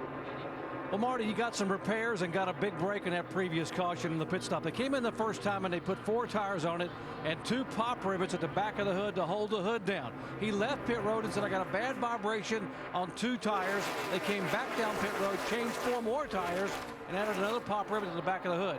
Note the vibration is gone, but the car still isn't running the way it was at the beginning of the race. Some nose damage up front on his Chevy. Thanks for the update, Doc. And as we said, he is right now back at 16th position. He's picked up a few more spots. Meanwhile, up front, you can see what's going on there. And look who has gotten into the mix. Dale Earnhardt Jr. and Kevin Harvick back to the front. They have picked up 25 and 22nd places, respectively, since the restart. Yeah, sure have. And I can tell you, I questioned Kevin Harvick's strategy of going, waiting, leading those laps and putting himself back in position. But he knows how capable he and his car are of going to the front. See a little bump draft in there. Teammates Jamie McMurray trying to give Montoya a little bit of a shove. Gonna have to be careful how far he shoves him because Regan Smith's right in front of Montoya. If you think about Harvick's strategy staying out right there, you'd think he might be able to lead more laps by pitting with the leaders and getting back out with the lead. But by staying out, he kept Jimmy Johnson from staying out and leading the lap. So still, to this point of the race, Jimmy Johnson has not led a lap. Well, Sprint brings you an inside look at the chase for the NASCAR Sprint Cup on the Now Network. And our top speed, 205 miles an hour by Regan Smith. And the fastest lap of the race so far, 47.57 seconds by our pole sitter, Juan Pablo Montoya. For more NASCAR stats, in-car audio, and live race radio, check out NASCAR Sprint Cup Mobile at sprint.com/speed. And speaking of speed, we have plenty of it here at Talladega. Oh, here we go. 4 wide again as they head for the corner. There's teammates working together. Jamie McMurray pushing Montoya back to the front of this. So Montoya is out front of Jamie McMurray, Truex, Earnhardt Jr., and Hornish. That's your top 5 here at Talladega. This week on ESPN's Monday Night Football, Peyton Manning and the Colts seek revenge for a Week 1 loss to AFC South rivals, the Texans, in a game where Arian Foster ran away with a stellar breakout performance. It's the Texans-Colts. It's ESPN's Monday Night Football, 8:30 Eastern. Our coverage begins at 7 Eastern with Monday Night Countdown served up by Applebee's. That was easy for me to say. Shouldn't be a lack of points scored in that game. No, I don't think be so. Pretty entertaining like this race. It sure is. Juan Pablo Montoya is up front right now with Jamie McMurray, Kevin Harvick, Clint Boyer, Casey Kane. That's your top 5. We've had 45 lead changes between 18 different drivers. In fact, the most laps led is 12 by Dale Earnhardt Jr. out of the 86. But there is a development further back in this field. Denny Hamlin has lost contact with the pack. There he is. He is a full 25 seconds behind. What's going on, Vince? They're not worrying down here. He just simply lost the draft, and Denny Hamlin and crew chief Mike Ford have been discussing their situation. Going to try to get up and get with somebody. They know there's a lot of race left. They know they've got a good race car, so no problems in their mind, but certainly it looks dramatic. Jamie? And Kyle Busch, Denny's teammate, came on the radio and said, guys, what's happening with Denny? Do I need to drop back and wait for him to help him move forward? Dave Rogers' crew chief said, theoretically, I should say yes, but I would hate to see both of us lose this race. Well, he is half a track behind. I mean, Denny right now is in the tri-oval. These guys are in the middle of the backstretch. That gives you an idea of what is going on right now. Yeah, and he's losing 3 seconds a lap, so they might be saying that they're not too concerned, but they have to be concerned right at this moment, especially as we've seen only 1 caution to this point. There you see Kyle Busch. Kyle is 28th right now, and he is 4 seconds behind the race lead because he's in the mix of that pack that is freight training their way around this 2.66 mile oval. Yeah, and you might ask how Denny Hamlin could lose the draft. I mean, he has a fast race car, but if you're hanging out back there and something happens that you see and all of a sudden you jump out of the gas right quick, you can't recover, especially if nobody's pushing you from behind. And next thing you know, you're losing 3 seconds a lap, Andy, and you can't catch up. Once you lose contact, then it's done. It's over. You can't get it back unless you have somebody to run with. Well, guys, we have 100 laps to go. This is the first time today where we've seen pretty much a single file. The 2 cars right there that are on the inside line. But really, this is the first time where it hasn't been side by side. There you see Michael Waltrip. And let's listen in on his radio. He was talking about Denny Hamlin. Hey, but Levin's kind of lost it, and he's asking for some help here. The Levin is just entering the tri-oval now, so we need to think about that. He's way back, junk. He's way back. Yeah, he's just so far behind. I mean, he's over a half a lap behind Michael at this point. Yeah, you can't get back. You can't put yourself in that position right now. I don't think, even though we've seen 2 cars run faster, they're going to have a hard time. That'd be a huge chance for somebody to take. Obviously, Michael in the situation he's in, he could help a Toyota friend there. Denny is now 30 seconds behind the race leader. Rusty, you want to jump in on this? Oh, man, I tell you, I disagree with some of the stuff up there. I'd take, if I was Michael Waltrip, that 55 car, he's got nothing to lose. He's just doing a couple races a year. Go on back there and help that Toyota teammate of Denny Hamlin. Those 2 guys hooked up, they can put out some fast laps and not lose any more than he's losing. I think that's what he should do. And I got to tell you, I really think that's what Joe Gibbs guys are thinking right now. Hamlin's in trouble. He does not need to go a lap down, and they can fix his problem right now, guys, if they do something about it right now. I almost agree with you, Rusty, because if he does go back there and help Denny Hamlin, Denny's going to owe him a big-time favor, and nobody pushes on this track better than Denny Hamlin. If it came down to the end of this race, Michael Waltrip could be the winner. Yeah, absolutely. I think that'd be a great thing for Michael Waltrip to do, or any of the Joe Gibbs guys, because, Andy, we know that 2 cars running bumper to bumper can outrun this whole field. Yeah, the problem that you run into, though, is that switching back and forth back there. You're going to lose time in that, too. So it's going to be very iffy if they would be able to stay out there and keep that pace for very long. Even though we see how the 2 cars can run, it makes it difficult because of how long you can do it and taking a chance of running them hot. Yeah, and it's getting worse by the second, too, because now the pack is in the tri-oval. Denny Hamlin's now coming off turn 2. They're catching really quick. He's 36 seconds behind. In fact, the last time down the backstretch, you saw Denny, as here we go with another potential pass for the lead. Montoya is still credited with the lead that lap, but here we go with the 88 of Earnhardt Jr. taking over the top spot with the help from Jeff Burton. Yeah, you can see steam coming out of Jeff Burton's car there where he's been up on the bumper. His car's running a little bit warm now.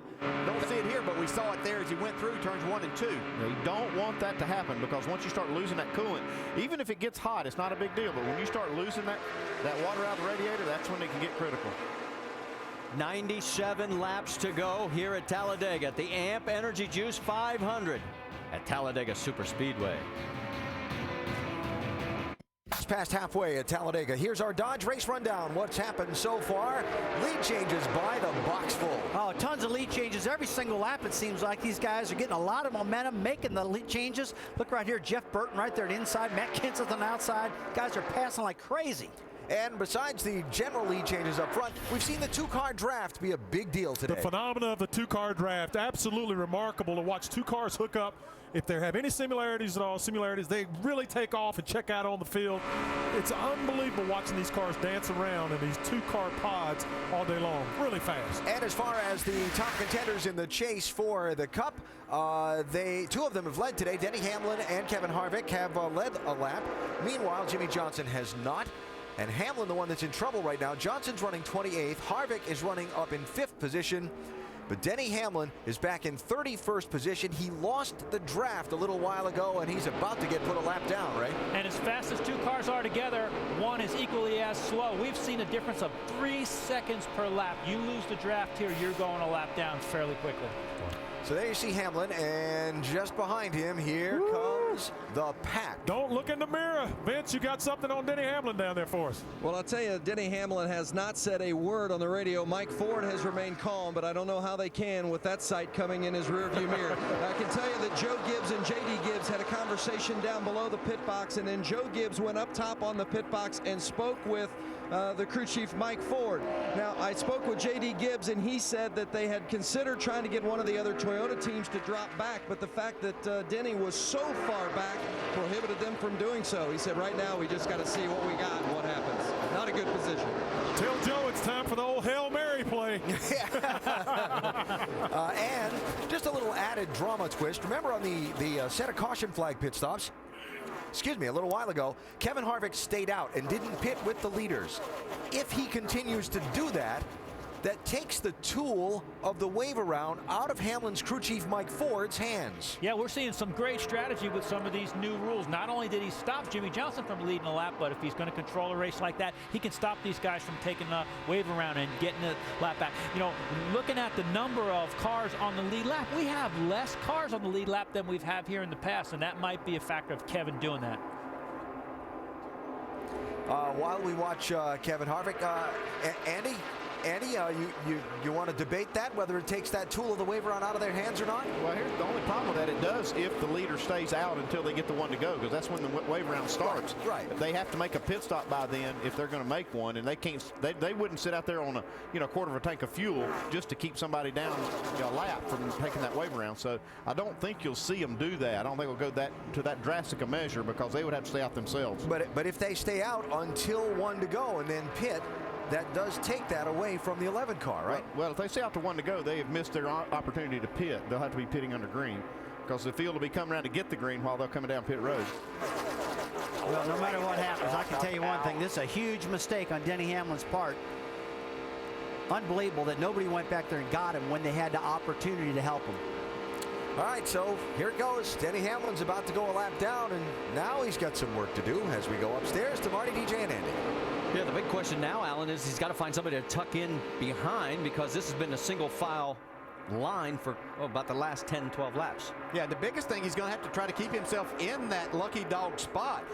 There are other cars one lap down, and he's going to have to try to run hard right here. And I know Rusty said it was a mistake. Sometimes, I said yesterday, I've done this type thing, following the back. It's hard work back there. You can't just go back there and sit. You have to really pay attention to what's going on. And when you get yourself in a position when nobody's behind you and anything happens, you have to check up a little bit. This is a situation you find yourself in. So maybe they'll get fortunate right here soon, get a caution where they can get back on the lead lap. Well, you saw David Ruderman open the door, and that allowed his fellow Toyota compatriot, Denny Hamlin, to slide on in.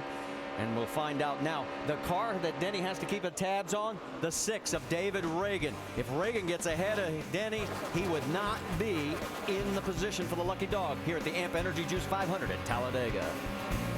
Superspeedway, you want to see how fast things can change? David Rudiman has helped get Denny Hamlin at the tail end of the lead lap. He's leading the freight train, but look out on the inside. Kevin Harvick's coming. Yeah, Kevin Harvick wants to put him back a lap down, though. He knows this guy's racing for the championship, so his teammate hooked up with him. Now Harvick's got Hamlin back a lap down. He's still in the lucky dog position. That's the one bit of good news for Denny Hamlin. Let's get an update on the 29, Doc. Just spoke with Gil Martin. He said we're going to do whatever we can to put the 11 a lap down, which they've just gone by. And he said, and by the way, if we get a caution flag, we're going to stay out again as long as we can. Whatever we have to do to keep that 48 from leading a lap. Well, let's stay on the racetrack until the green flag waves if we have to come down and pit. But we're not going to let Jimmy Johnson lead a lap if we can help it. And just to give you an idea, those 5 bonus points, how important they are right now. And of course, as we always say, this is going to change, and usually does, but look how this would shake things up. Yeah, and Harvick certainly would like to stay out here. Dale Earnhardt Jr. has led 22 laps. Harvick's got a lot more to lead, but he'd like to rack up some laps here right now, trying to get those extra bonus points for leading the most laps. Again, we remind you that Denny Hamlin's biggest worry, as long as he's in that lucky dog spot, the 6 of David Reagan. I'm sorry, Marty, we're not, but just a few laps away from green flag stops. That's going to mix things up again, and you see teammates Montoya and McMurray now taking the lead. Looks like we may have our 50th lead change as we have 19 different leaders so far today. You see him run a single file, but that's going to change here in just a few laps when they start making these green flag stops. Let's get an update on the top 2. Vince Welch. Well, the teammates Juan Pablo Montoya and Jamie McMurray, it should be no surprise they're running strong. Montoya finished 3rd here in April, and McMurray was 2nd. They're strong again today, and they really work well together. In fact, McMurray said his car is best when it's with Montoya's. He said it's good around some others, but there's no doubt it's working best when it's with the 42. Right now, he said, Montoya said that he's feeling a little bit of a vibration. They're not overly concerned about it, but anytime a driver's feeling a vibration at these speeds, he can't be totally comfortable. Well, Juan Pablo has finished 2nd here back in April of '08 and 3rd in April earlier this year, and right now he is out in front as we look a little bit deeper back in the field and check in on Kyle Busch as he is 23rd right now. And Sprint brings you an inside look at the chase for the NASCAR Sprint Cup on the Now Network. Let's listen in. 00 says we're faster when we're leading and he's pushing. If it comes down to it, they might go to 29 because they think they're faster pushing the 29 than us. Whoever restarts up front, in front or behind each other and pushes like hell, it's all it comes down to anymore, unless they let this thing go green to the end. For more NASCAR stats, in-car audio, and live race radio, check out NASCAR Sprint Cup Mobile at sprint.com/speed. Here we go again. Matt Kenseth looks like he's going to take the point right now with Jeff Burton behind. And pit stops are just around the corner. 80 laps to go next time by here at the AMP Energy Juice 500 at Talladega. To the AMP Energy Juice 500 at Talladega, make sure to go to NASCAR.com for all your latest NASCAR information. Right now, we've had 19 different leaders, 54 lead changes here at Talladega. We still have 77 laps to go, and a total of 29 cars on the lead lap. The first car, 1 lap down, is on the inside track there, the 11 of Denny Hamlin. And 2 cars are out of this race, Dave Blaney and Jeff Fuller. Dale Earnhardt Jr., who led 90 laps last week. Look out, this could be the big one. Nice save, Jamie McMurray. Wow. Jamie wrecked, he just didn't know it. I mean, that was a heck of a save. And we mentioned the fact that pit stops were coming, and here comes 5 cars in on this lap. So another round of green flag pit stops, and we just missed having the big one. So as Dale Earnhardt Jr. leads his 23rd lap, right behind him is Boyer, Harvick, Smith, and Menard. Let's go to Jamie. And Kyle Busch taking 4 tires was the initial call. He said that's what he wants all day long. They took a tear off the windshield. These guys complaining about their sight. Let's go over to Dave. Kurt Busch in the 2 car. He'll take 4 tires, full of Sunoco fuel, no changes at all. Sam Hornish on pit road as well, the 77. So the first group of 5 cars now making their way back out, and they have to stay together. There's Kurt right behind his Penske teammate. Here comes another 7 cars heading for pit road. Dale Jr. stays out with a push from Clint Boyer. He'll lead another lap. Jamie. Matt Kenseth making his way down pit road into his pit box. He says the car is just so slow. He's actually getting better when he pushes other manufacturers. He said, I just can't push our own right now. Wants a little more speed. I don't think they can do it here. The 99 of Carl Edwards is in. He's saying the same thing that the 17 is. They're trying to lock up and stay there to the end, but they tried it once and it didn't turn out the way they had hoped.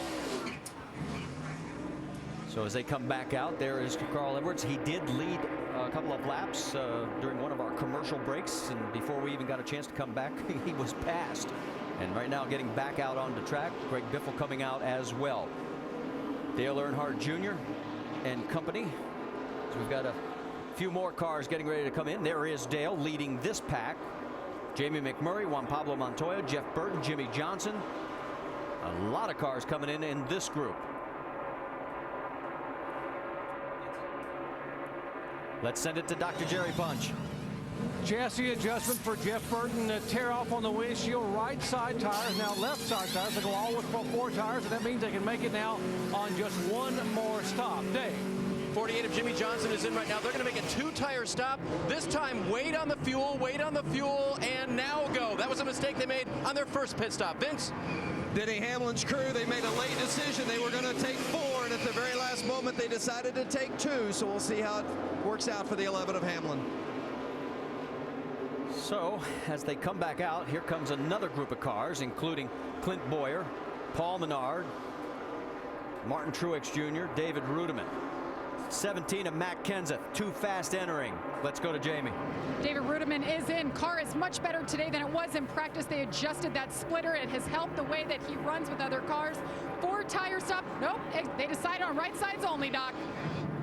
4 tires for Kevin Harvick, and they're very emphatic. You've got to get it full of fuel. Very careful. No lug nut issues. Get it completely full of fuel. 4 tires, and he's away. You see everybody else trying to work their way back out onto the track. 55 miles an hour is the speed limit, and again, it was a 17 of Matt Kenseth, too fast entering. He has served his drive-through. Here comes the pack right now. There's Jimmy Johnson with the 88 right tucked up underneath with Dale Earnhardt Jr. The 19 of Elliott Sadler.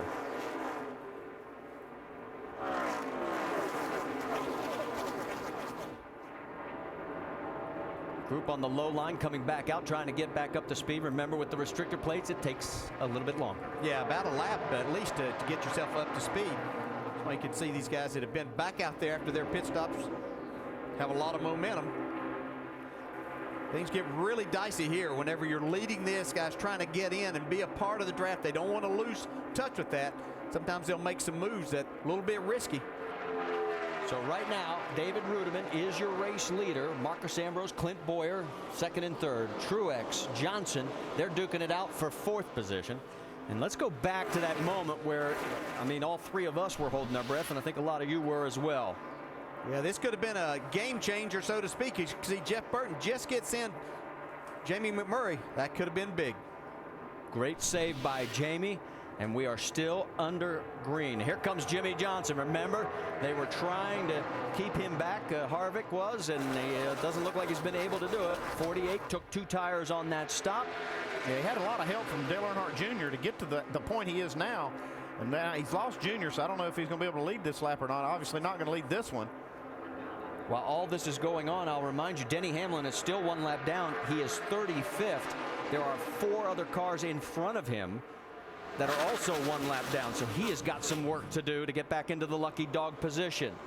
Right now, Eric Almirola is our 20th different leader. We've had 58 lead changes. The one thing we haven't had, the big one, yet. We didn't need to look at those wheels, did we, Richard? Tired of listening to your excuses, Richard. Damn it. Drive the car, man. Having your car as fast as it'll go. It's about 5 seconds to lose 7 spots. I mean, it'll take all night to pass everybody back. If you're going to make a mistake, you got to make little ones, because you can't make rookie mistakes. Look like a bunch of buffoons. So tired of that cutting me off. I'm telling you, Gil, he's out of mulligan. I mean, he's done it to me. That's the 3rd time now. The passion and the anger of Kevin Harvick. And Harvick right now getting a push from Paul Menard as he is trying to fight his way back to the front. Jimmie Johnson tried to lead a lap. He did not succeed. So one of Harvick's goals, to deny Johnson those 5 bonus points, has been met. But he's still frustrated. Listen in.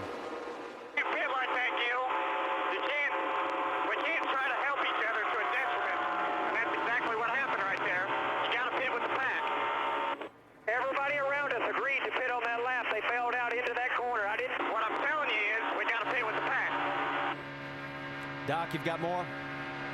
Well, the whole scenario there was that Kevin wanted to come in when everybody else was pitting, and he thought the 31 and the 88 were going to run more and more lap. And that what he talked about was the 31 and the 88 of Earnhardt Jr. bailed and came down a lap early, and that really hurt him on that stop. He ran one more lap and pitted. So what he was telling his crew chief, we have got to pit with the pack. All right, thanks, Doc. And right now you see Ryan Newman up front. He is at the tail end of the lead lap. In fact, he is 29th position, right in front of our race leader, Kevin Harvick. Yeah, but Bart getting in a wreck. Kevin Harvick's so good and his car is so fast. I'm not sure of position he can get in that he can't recover from. He has come from the back, the middle, and every time he's managed to get back up to the front. Right now, you saw Denny Hamlin streak through. He is in 34th position. There are 3 cars in front of him for the lucky dog position. There is Jimmie Johnson. He'd pretty much like that spot if they were on the same lap, but they're not, Dave Burns. Well, Marty, and they, like you said, they came so close to leading a lap by virtue of their teammate Dale Earnhardt Jr. pushing him through. And think of what happened. Jr. had been running up front. He took on 4 tires. Jimmy had been running in the back. They took on 2, and they matched up pretty quickly when they got back to the track. But they did not get that lap led, and they'll try to see what they can do later. Interesting comments early in the race from crew chief Chad Knaus to spotter Earl Barbin. We're racing to win. Be cautious until that point. That's really the first time that Earl has had to call Jimmy through the pack, and he's going to have to do it again before the day's over. All right, Dave, as you can see, there's Jimmy right behind Mark Martin, 3 wide with Martin Truex in the middle. Down low, the 99, Paul Menard, and right in front of Paul, that is Denny Hamlin. Denny Hamlin's got a fight on his hands to try to get in that spot to take that lucky dog should the caution come out. There are a lot of cars here trying to get that spot. Waltrip, Bobby Labonte, Reagan. I mean, there's a passel of cars that he has got to fight for that position. There's Burton down low again. Up on the high side, Jamie McMurray. Yeah, we've seen the 1 and the 42 work together and the 31 and the 17 work. Now they've switched partners to see what's going to happen. I think Kyle Busch said it best. He says you can't pick your partner. You just got to go with the guy that is moving. That's what you do. You know, that's all you can do is sit there and get yourself in a position, get somebody on your bumper that you know has a fast race car so you can go.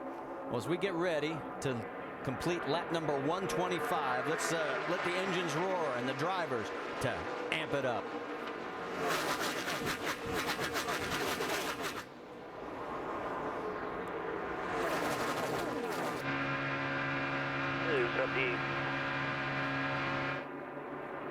You're clear, 77-17, silver help. There you go, that's a run. That's what I'm talking about, no help. He's on the bottom here. Coming inside 98, coming inside, middle 3. Find the 9 right there. To the 5. 5 to your bumper, 3 wide. Out. Just some of the action that goes on in just one lap here at Talladega Superspeedway.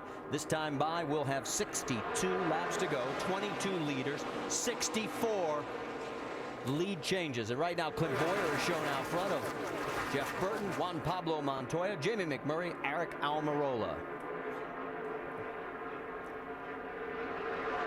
Ryan Newman doing all he can to try and stay on the tail end of the lead lap here at the AMP Energy Juice 500 at Talladega. At Talladega Superspeedway, we have 57 laps to go, 22 leaders, 68 lead changes, and the action has been non-stop from the drop of the green flag. We've had just 1 caution for 4 laps here today. Up front, it is Juan Pablo Montoya side by side with Clint Boyer. Behind Montoya, you've got Jamie McMurray and Elliott Sadler in a 3-car push. Behind Boyer, there's a whole bunch of cars. Oh, whoa, look out. Elliott slides up and almost slid right up into Jamie McMurray. Yeah, you got to make that move a little bit sooner there if you're going to try to slide up and take advantage of that fast-coming pack. Coming through the tri-oval, and again, Montoya with McMurray, Boyer, Rudiman, and Jeff Burton now in the 5th position. See Rudiman on the inside. That's Kurt Busch in the middle right there. Update you on Denny Hamlin's position. He is in 32nd position. There's Kyle Busch. Kyle in the 11th spot right now. Here we go for the battle for the lead. Looks like Jamie McMurray's got the help from Clint Boyer. Rudiman in 3rd.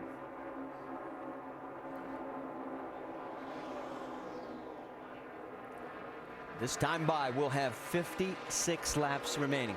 First off, DJ, when is it go time, as we always talk about in races, or is it totally different here? Yeah, you don't really have to start going until about 15 to go. You can see how quickly you can make your way from the back to the front, but you have to know what your car is capable of doing, so that will determine a little bit as to when you need to go, but 15 laps is plenty of time. What about the intensity factor? Everybody in the back of their minds thinking about, oh, okay, we haven't had the big one yet. Well, what you're going to start seeing after we make this last pit stop is everybody trying to get themselves positioned. So the bump drafting is going to become a little more intense. There's going to be guys that are going to be shutting these holes that we've seen them allow some drivers to get in. That's not going to happen. Well, we're seeing some intense racing right now because you got Denny Hamlin a lap down, you got Bobby Labonte, you got David Reagan, and even Ryan Newman trying to get that spot and get up where they can get back on the lead lap. They're not going to let up. They're going to be racing as hard as they can right now, and they're in the middle of this group. And Denny Hamlin has now just put himself into the lucky dog position as long as Ryan Newman stays on that tail end of the lead lap, the 39 up front there. Let's get an update on the 11 from Vince Welch.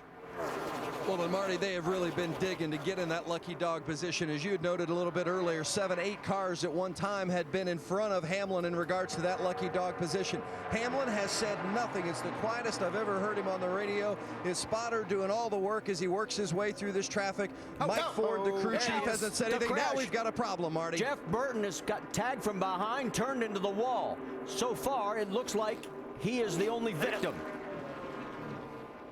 A hard hit for Jeff Burton. Yeah. Now there's flames shooting out of the right side as the oil line. Our caution here, second of the day with 54 laps remaining. The window net's down. Jeff is climbing out. And Dale Jr. is heading for the garage area. Burton was shown as 5th on the last lap, and you can see the frustration as he kicks the side door. He had a great car today. He knows that he had a shot to win this thing. That's what's so frustrating about driving here. You know you've got a fast race car, you're doing everything right, and all of a sudden it's taken away. Pretty well killed, Todd. Let's go back and show you what happened. Watch the 31. Yeah, it looked like just a little bit too much of a help from Junior. Was lucky that wasn't a big wreck right there. Dale's damage on the right side of his car. Joey Logano, Greg Biffle, both of them miss.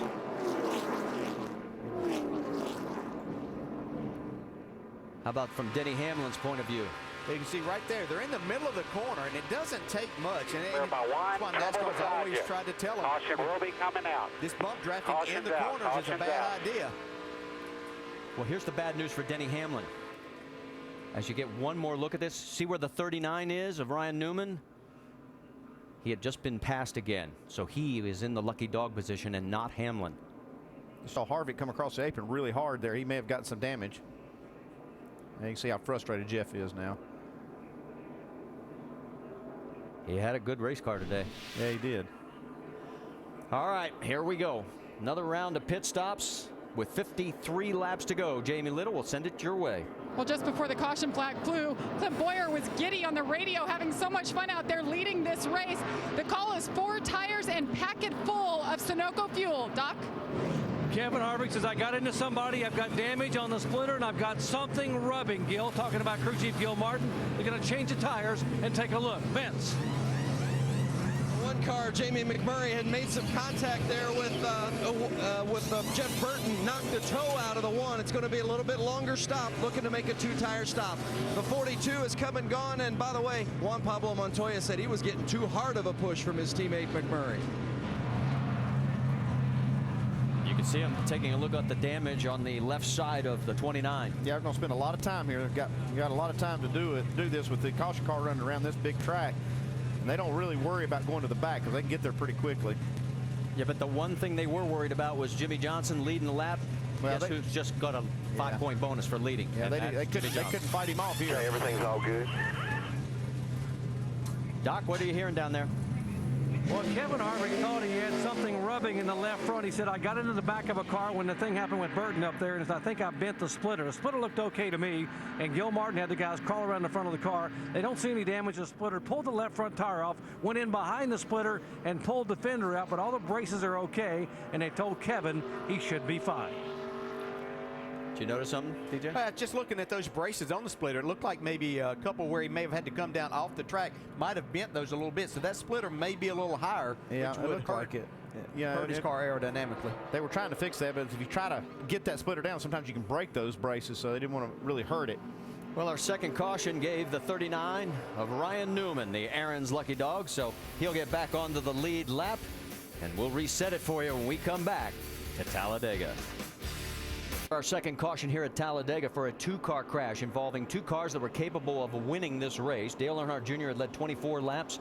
Jeff Burton had led 11. Here's what happened. Some contact from behind sends the 31 into Jamie McMurray and then up against the wall with the 88. Those two cars are behind the wall right now. It allowed Jimmy Johnson to stay out and lead for the first time today, so he has picked up 5 bonus points. And meanwhile, Ryan Newman got back on the lead lap, but not Denny Hamlin.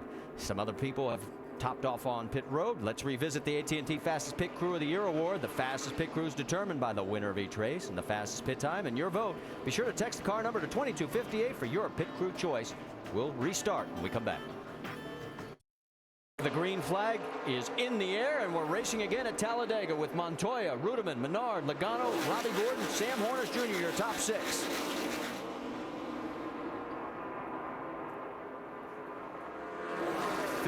Laps of racing here at Talladega, and it looks just the same as it did when we started lap 1. And it's only going to get more exciting from this point forward. See Logano giving David Rudiman a nice push, get him back out front. Rudiman has been the mix so much today, either helping others or getting helped. Almenar's got locked on to Montoya's bumper now. Let's see how quickly they can get back to the front.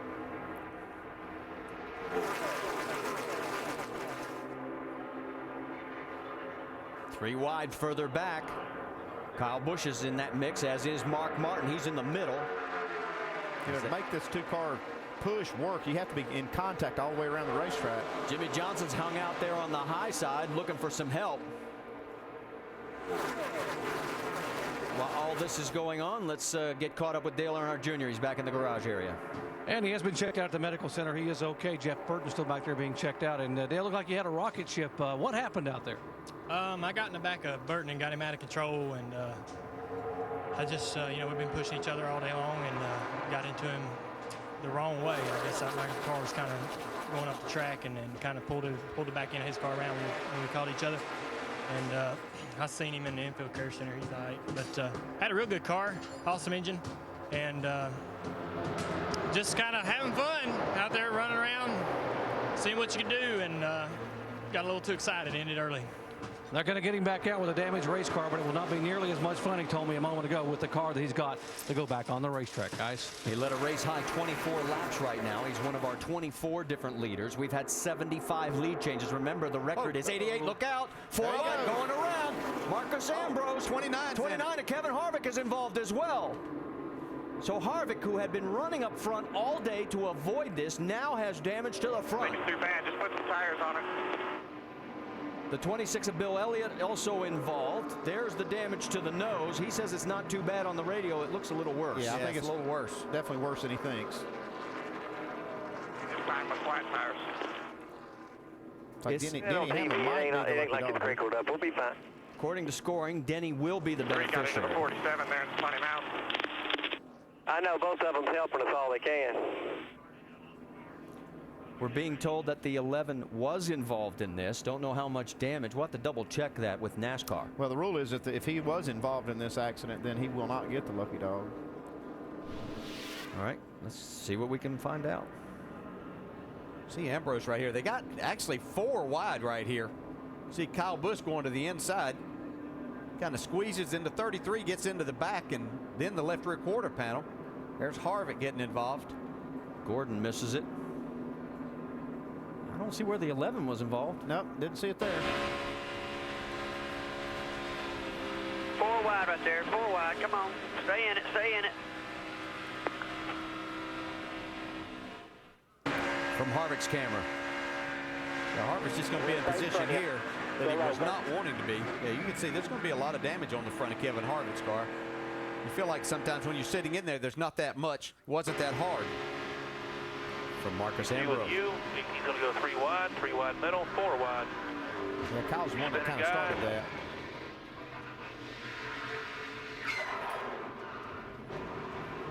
All right, get a stop.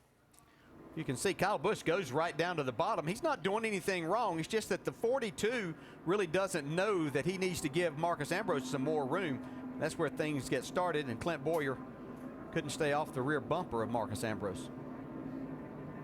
See Jeff Gordon just sliding by.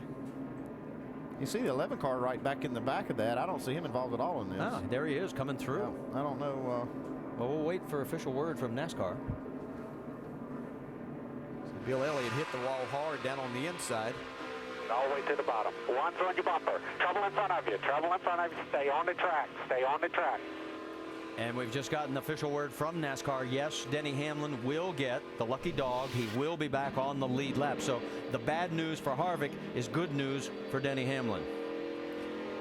Well, as we promised, this is far from over. Even though we have 47 laps to go, we'll sort it all out and start it over again when we come back. Back here at Talladega Superspeedway, our 3rd caution of the day, and everybody taking advantage of this to load up on fuel, get some fresh tires, and especially with the possibility of a green-white checker. Let's send it to Jamie Little. 4th straight Talladega race that Joey Logano has led. It was a splash and go. There are no tires. Fuel only for Riga Smith. Likewise, no tires, filling up with fuel, top it off, and he's away. Dave.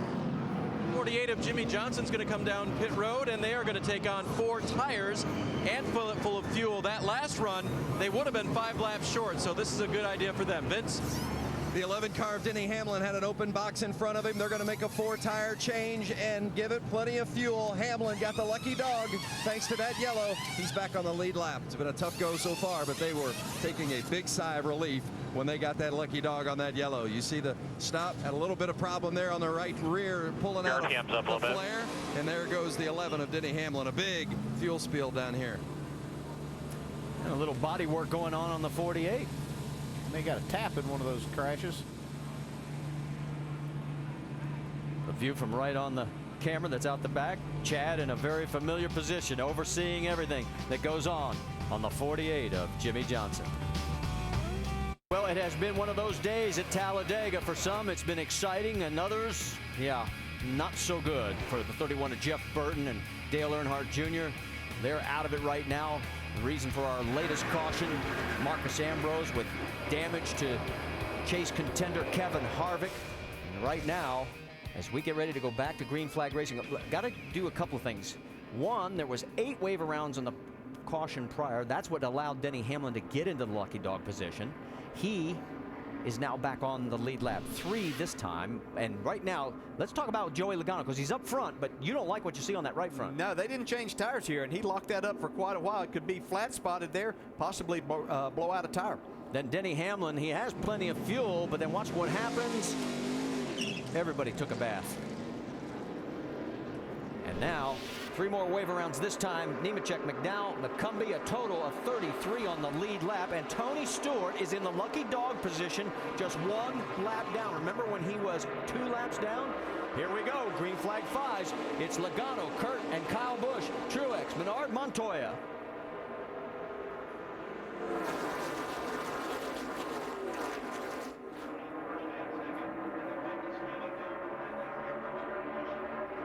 We'll tell you that Kevin Harvick restarted in the 26th position. We'll keep the tabs on him and see how the damage to the front of his Chevrolet works out. See the 3 Toyotas up on the high side. The 2 Gibbs cars stretched it out a little bit on this restart. If you're wondering where Jimmy Johnson is right now, he is running in 26th position. He and Denny Hamlin are side by side.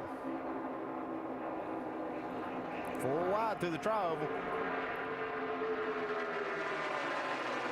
Back down to 3 wide. 24 different leaders now as Joey Logano's got his name in the book. 77 lead changes. The record is 88. And we still have 42 laps remaining. 3 wide again. Yeah, 42 laps of hard racing now. These guys have been patient really as long as they want to today. Montoya giving Truex a push on the high side. Logano looking for help from his teammate from Kyle Busch, but they're not close enough. In fact, Kyle's getting a push more from Jeff Gordon. Gordon has finally moved himself into the front mix. He had been laying back most of the race. Down low, you see Kurt Busch with Paul Menard right behind him.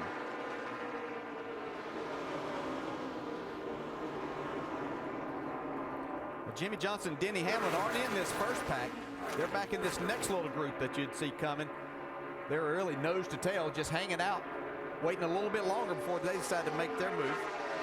They're thinking that something big's still to happen. Oh yeah, there's a lot, and there's no reason to wait back there all day and try to go now, because you're just going to possibly get yourself into something else. So you might as well wait a little bit longer. You've been patient this long, you can hang out a little longer. We can tell you Kevin Harvick is running 18th right now. Johnson 29th, Hamlin 30th. See Jamie Murray getting ready to get lapped right here also. He's got quite a bit of damage from that previous, actually 2 cautions ago. Comes Kurt Busch. And while all this goes on, let's bring in the pit studio guys. You got some observations down there? Marty, down here with Rusty, Brad, and Ray.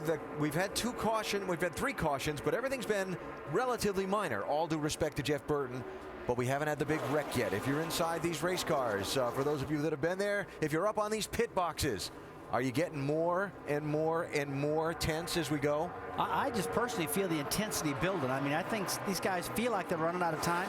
Take a look at a guy like Kevin Harvick, who's got a lot of damage on his car right now. He's like, man, I got to get back in the game. I got myself in a wreck. I got myself too far back here. If I was him, I'd be up in the wheel pretty hard. And right now he's in the 13th position. And a car looks like it's running good. Last time by the same speed as the leader, but what about Jimmy Johnson and Jeff Gordon? These guys are hanging out in the back. They don't know what's going to happen yet. They're trying to think, Ray, when's the best time to go? I can feel these guys getting impatient also. Well, I was listening to Dale Jarrett before, and nobody knows better than the driver. You and he, Rusty, as the race goes on, you're going to be less and less willing to give the guy in front of you a shot as it slides back, and the guys are going to be less and less patient. I don't know if there is a safe place to sit right now, because it seems like you could be in the back minding your own business and still get some damage on your race car. Yeah, I just think for the guys who are in the chase, they're going to have to deal obviously with some very strong non-chase race cars as we close in on 38 laps to go. Martin Truex very strong. Juan Montoya has been strong, qualified on the pole, and Joey Logano. They're going to have to deal with these guys, so it's going to be interesting to see how this all washes out. Brad, one of my big questions, guys, when is go time? When is it time to really stand on it? Well, that's right now for Kevin Harvick. And stay up there. Hooked up in that 2-car draft. Andy, I'm wondering, as much as they've had to tape up the nose on that 29 to Band-Aid it, if he's going to be able to stay tucked in that 2-car push with Clint Boyer and try and make a run later. Well, I think they've got the opening big enough. They were working on that in the pits, but what you worry about is the ductwork being bent behind that. They didn't really get a good look at that, so he may end up having some overheating issues. But man, this car's still running great after having a lot of damage. He's up to 10th right now, and remember one thing, go back to April 2003, Dale Earnhardt Jr. won this race with a damaged race car. Yeah, they did a nice job of repairing that, but I tell you, he's going to have to do a masterful job of driving when it comes down to the end here to get himself up somewhere inside the top 10. You can see he's picked up 12 spots since the restart. Meanwhile, up front, it is Martin Truex Jr. with Juan Pablo Montoya, Joey Logano, Kurt Busch, and Matt Kenseth. That's right, Kenseth stayed out, got the wave around, got back on that lead lap, and here he is. As we've got a quick moment, we've caught up with Jeff Burton. Jamie Little has him. Jeff Burton has been checked and released. And Jeff, you had a fast car. A lot of people wanting to draft with you today. Describe what it was like and what happened out there. Yeah, we were really fast. We we had it worked out where we could push real well, and so a lot of people wanted to get pushed. But that's kind of how our year's gone. I had fast race cars and just can't seem to finish it off. When you push like that, that's bound to happen, and just stuff happens. Dale Jr. made a beeline. He wanted to run back in there and talk to you. What did he have to say? Oh, he just apologized for it. He didn't. He didn't do anything wrong. We just didn't get lined up. It got a little hectic getting into 3, and I think I moved a little bit more than he thought I was going to move, and we just didn't get lined up right. But it won't be the last time it happens today. It might be one of the first, but it won't be the last. Glad to see Jeff Burton smiling. Led 11 laps today, Marty. And Jamie, we have debris on the racetrack, and there you can see the net result. That is why we are now under our 4th caution. And that's why we didn't interrupt, because we knew it wasn't anything serious as far as anybody getting into the wall or anything. So good to hear from Jeff, and he's managed to keep his spirits up despite the disappointment. All right, let's go back and we'll see exactly what happened. Yeah, it looks like Marcus Ambrose been running around out there with that damage. I think that's who that was. It came off of. We saw a bunch of stuff taped on a bunch of cars there, and that's what happens late in this race when you have a few of these wrecks. All this stuff starts falling off. Well, there goes Marcus. It must not have been him. Well, A.J. Allmendinger will get the lucky dog. That'll give us 33 cars back on the lead lap. And now I guess my question to you guys is, you have 36 laps to go. What do you want to do, crew chief? Well, as long as I can make it on fuel, I'll just stay out. The guys that are trying to run the back, they'll probably make a pit stop anyway. So yeah. This is not a critical decision right here. No, I think Johnson and Hamlin come get 4 tires and make sure they got plenty of fuel in case this comes down to green-white checkers. They can stay out there and get track position then. We'll find out what the call will be when pit road is open. As we said, just our 4th caution today. We've only had 13 laps so far under caution, and we have 36 remaining. A total of 9 chase contenders have led this race today among the 24 different leaders that we've had, and we've had a total of 78 lead changes.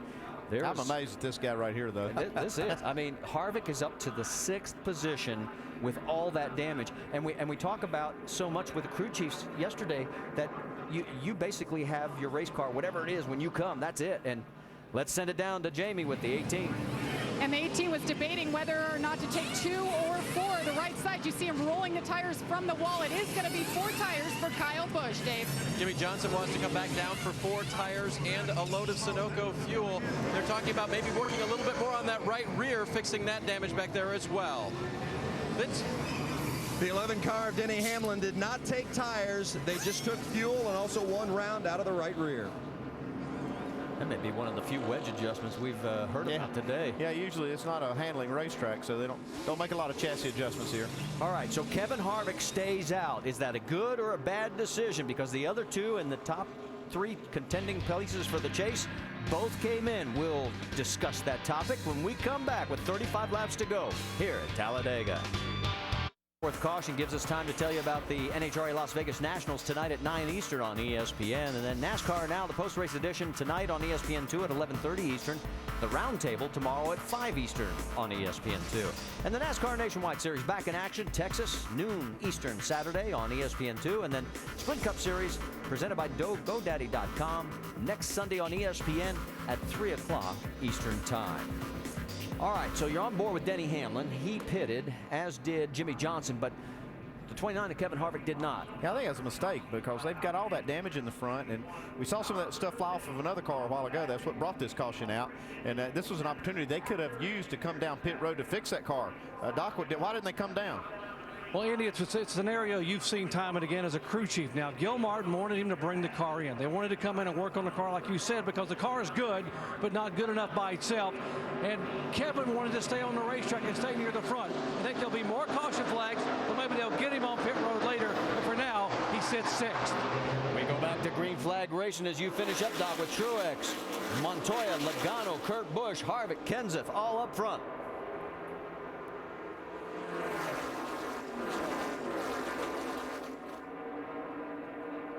Logano giving the 42 of Montoya a push. Truex getting help from Kurt Busch. Bowyer and Matt Kenseth have hooked up.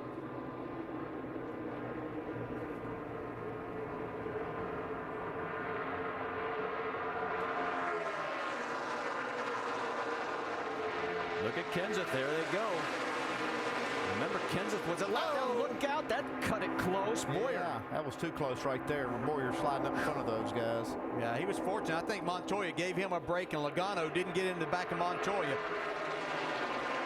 Okay, so we're all breathing again, and this time there'll be 32 laps to go.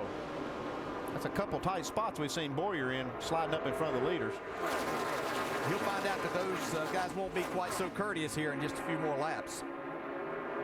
3 wide. That's Denny right there in the middle of it with Kyle Busch. They have finally hooked up, the two teammates. You see those cowl flaps up there at the base of the windshield. When these cars get really close together, it changes that pressure under the hood. You see them flapping. No big deal. See David Reagan in the 6. He jumped out trying to get these guys to help push him.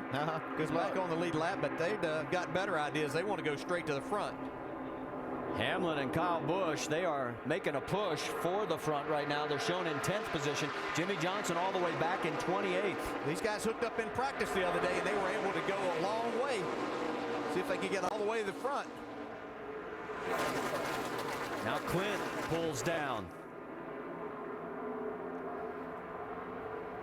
Yeah, I think they're going to go by Bowyer, though. I don't think they're going to fall in behind him.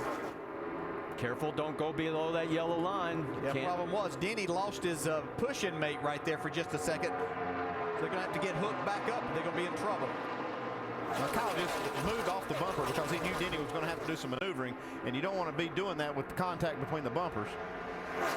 So on the high side, it's Kenseth and Montoya with Hamlin, Logano right in this mix as well as they're duking it out for 4th. Yeah, here come the Red Bull cars. Want to get down there. That group on the bottom. We can let you know that Dale Earnhardt Jr. has just rolled off pit road. There he is. He is back out onto the racetrack. How about this? Denny Hamlin going for the lead. Looked like he was going to be in serious trouble. His championship hopes are going to be dashed. He was a lap down and nobody really helping him. Now he's got his teammate pushing him right to the front. And right now, we have 24 different leaders and 79 lead changes. And these two are trying to check out. We've seen this happen several times today. Well, they have checked out now from this lead pack. And look at the difference, the swing. Remember what we showed you a while back? Just how fast your fortunes can change right now with Jimmy running in 27th position. Hamlin would like the checker flag right now. Yeah, you keep those numbers in your mind, but obviously things are going to change here before we get to the end of this race. 29 to go. Kyle needs to let his engine breathe. Denny will tuck in right behind him. And here they go, trying to pick right up. The 48 has found the 24 as those two have finally gotten together, and they have been talking to each other about helping each other. What's the latest, Dave? Yes, they were earlier, and then the 48 just recently during this caution talking about when it might be time for them to go. Listen. If any thoughts come to you here as to how and when as this thing's unfolding, I'm all ears because I'm just going by my gut as well. Typically, we're getting cautions around 177. You know, we just got to be wise. I think, you know, if we just start thinking about 174, 175, start thinking about easing your way up there slowly. That's about 15 laps from now, and as you noted, Marty, the 24 is back there with him. He's got teammate help. Well, and Chad is remembering history, the big one on lap 175 or later in each of the last 5 races here at Talladega. Well, it's just the chances are so much greater when you get into that part of the race with 10 or 15 laps to go that everybody's pushing and shoving, and it's just almost impossible not to have one. You see only 3 cars. Now 2 cars are on that inside line, and we've sort of gotten back to single file right now with Kyle Busch running up front, Denny Hamlin second, Kenseth third, Montoya, Logano rounding out your top 5. Yeah, but I like those guys' idea of that strategy of wait until somewhere inside of 15 to go. You've got plenty of time. We've seen how quickly 2 cars get hooked up together. I wasn't sure that Jeff Gordon and Jimmy Johnson were going to be on the same page of helping each other, but it looks like maybe they're ready to do that when the time comes. They're running 27 to 28th right now. 4 seconds behind the race lead. 27 to go. It is not over yet at Talladega.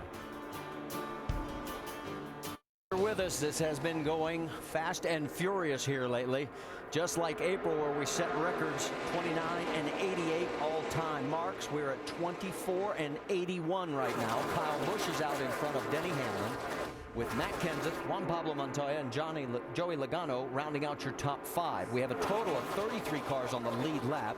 First car 1 lap down is Tony Stewart. At one point he was 2 down and all but out of this race.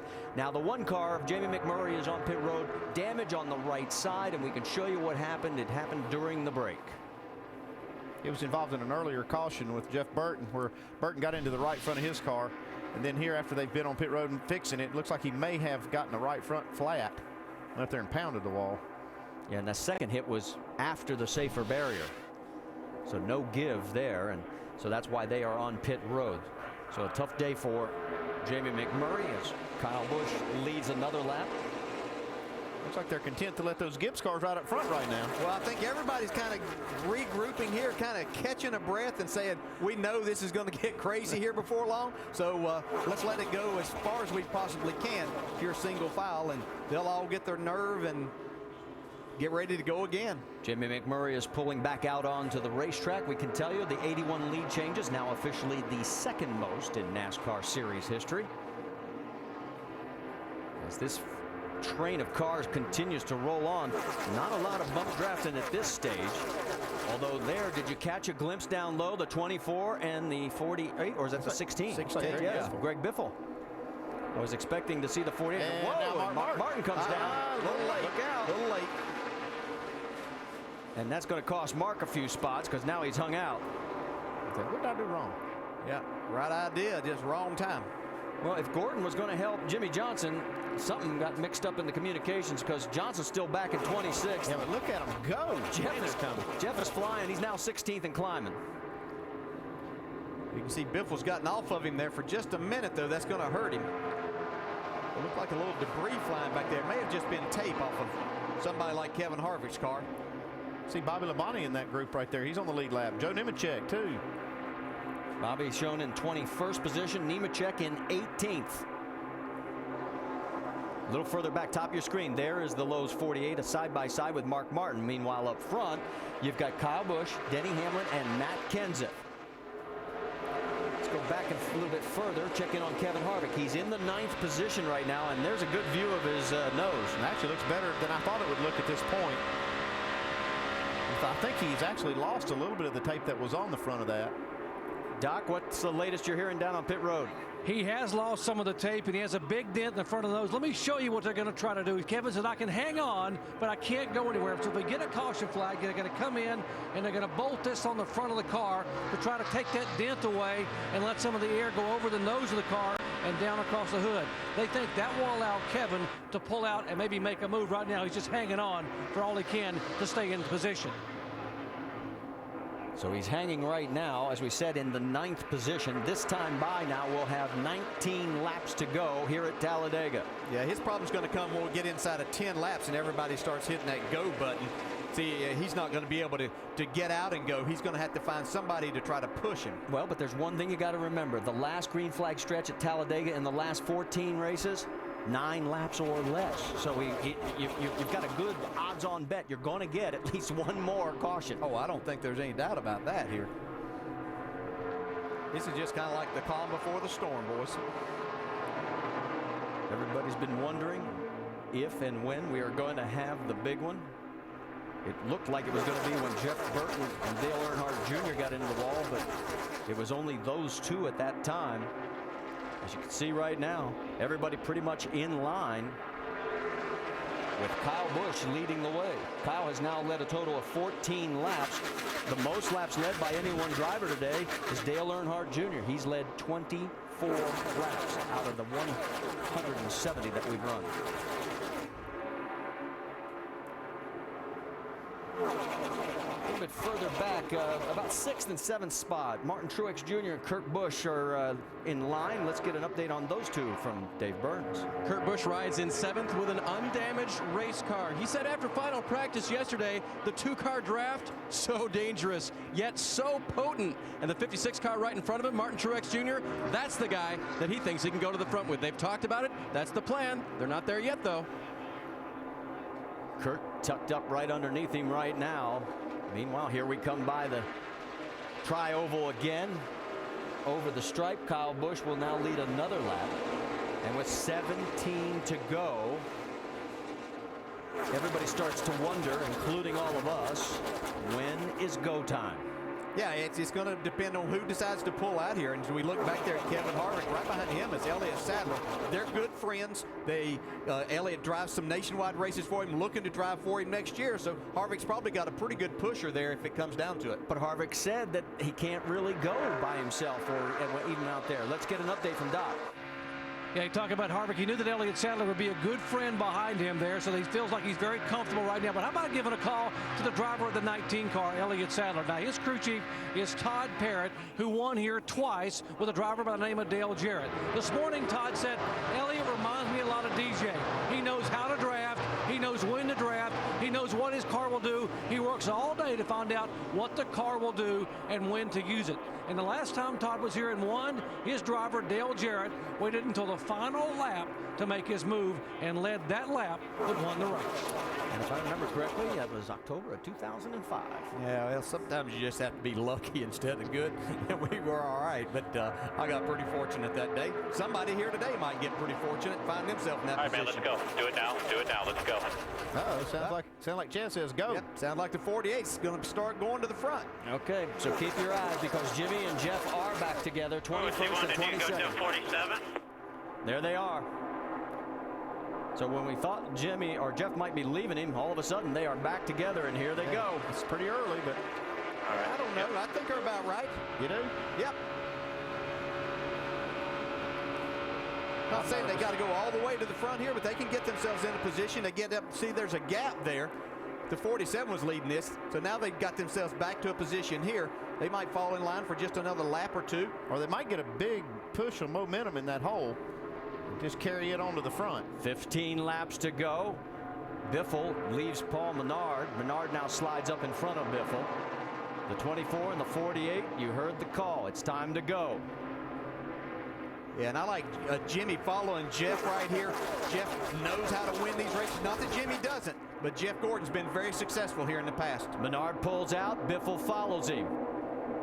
There goes Carl Edwards with Brad Keselowski. What a pair that is. Go, Jeff, go get you crowded, man. Whenever you boys are ready, let's roll.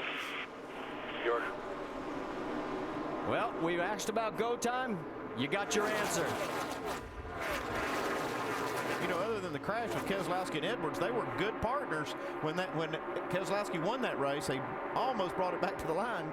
Edwards did, but got a big push from Keselowski, and he's doing the same thing here. They tuck back in for now. You can see Gordon and Jimmy Johnson have got themselves kind of boxed in back there for a minute.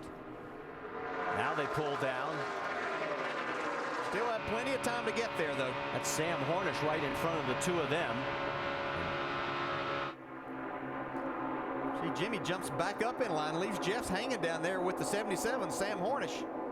Look out, Marcus Ambrose. Awfully close to the 48. We're going to get a good push from Brad Keselowski right here. Yeah, Keselowski and Edwards got separated. Yeah, I think he's going to let Jeff Gordon back in there if he wants that spot. Now's the time to jump down there on Gordon's bumper. And here he goes. And there goes Jimmy. Meanwhile, let's check in back up front because look who's pushed their way up there. Paul Menard and Greg Biffle. Yeah, Menard's going for the lead right here. Yeah, Biffle's really pushing hard. I don't know how long, much longer he can do this. They've been hooked up almost 3 laps now. There's Denny Hamlin side by side. He's lost the 18, though. Yeah, Hamlin's in trouble right now. He's going to have to slide up in front, see if Logano lets him in that hole. Joey does let him in. We're going to have our 25th different leader this time by on the right side. Jimmy and Jeff have gotten back together. 80-second lead change. 12 laps remaining, and all of us are basically holding our breath. Here they come, 24 and 48 on the bottom. Pushing hard. Jeff Gordon to the lead. Jimmy Johnson in tow. Pushing outside to out. That's impressive. He said go, Chad says go, and there they went. Keep pushing, man. Get too far, too wide. Or you're clear. Now can they stay there? That's the problem. Yeah, they might have got there a little sooner. Jeff has the most restrictor plate wins of all time with 12 of them. Don't say that now. You said it was about right. Well, I didn't realize they could get there quite that fast. Yeah, this time by there'll be 11 laps remaining. We may be blowing up. Uh-oh. Is that Jeff? Yeah, he says he might be blowing up. He's pulling down out of the way. Uh-oh. So we're blowing up. We are blowing up. Okay, so Jeff Gordon is going to have to leave his dance partner. Here comes Harvick pushing his teammate. So Harvick with that damaged front end. You know that, but he needs a pusher behind him. Yep. And boy, if he's out in front like that, it's got to be like a brick wall cutting through that air. That charge to the front by Jimmy Johnson and Jeff Gordon could have just overturned those engines past the point where it may have caused damage to it. Well, Jimmy Johnson's out in front of Kenseth, Boyer, Montoya, and Menard. And how about the race winner decided by a last lap pass in 6 of the last 10 and 17 total. And it looks like we may have it happen again. Yeah, and I can assure you don't want to be the leader on the last lap of this race. It's nice to be out there, but if, Jimmy Johnson will take finishing 2nd, 3rd, 4th, or 5th in this race. He'd like to be there coming to get the checkered flag. Not sure he'll have that opportunity, though. Here comes Boyer with Montoya pushing. Down the backstretch, and now Montoya leaves him. I don't understand that. Well, I think he just lost contact with him for just a second because he gave him such a big push. He knew he needed to get back in line or he was going to take the risk of losing a lot more spots. David Reagan trying to help Harvick go back towards the front. I don't know if Harvick's got just enough car to be able to do that. He's doing a fantastic job with what he's got.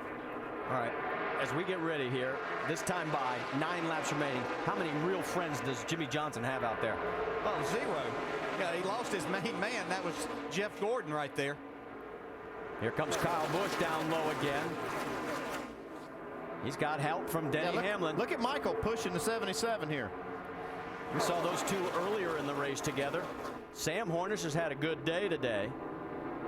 Here comes Martin Truex down the middle as well. See a big bump by there from Michael Waltrip. If that had been in the corner. Oh, well, you know what? I mean, he's experienced. He knows what he can do and what he can't. Got to stay off that right rear, though. He's going to send him to the front, though. Here they come. Sam with the 55 in tow. Jimmy Johnson giving Boyer a push on the high side. Yeah, Jimmy's going to have to be really careful here, though. It's easy to run your car hot up there in the front, too. This time by 8 laps remaining here at Talladega.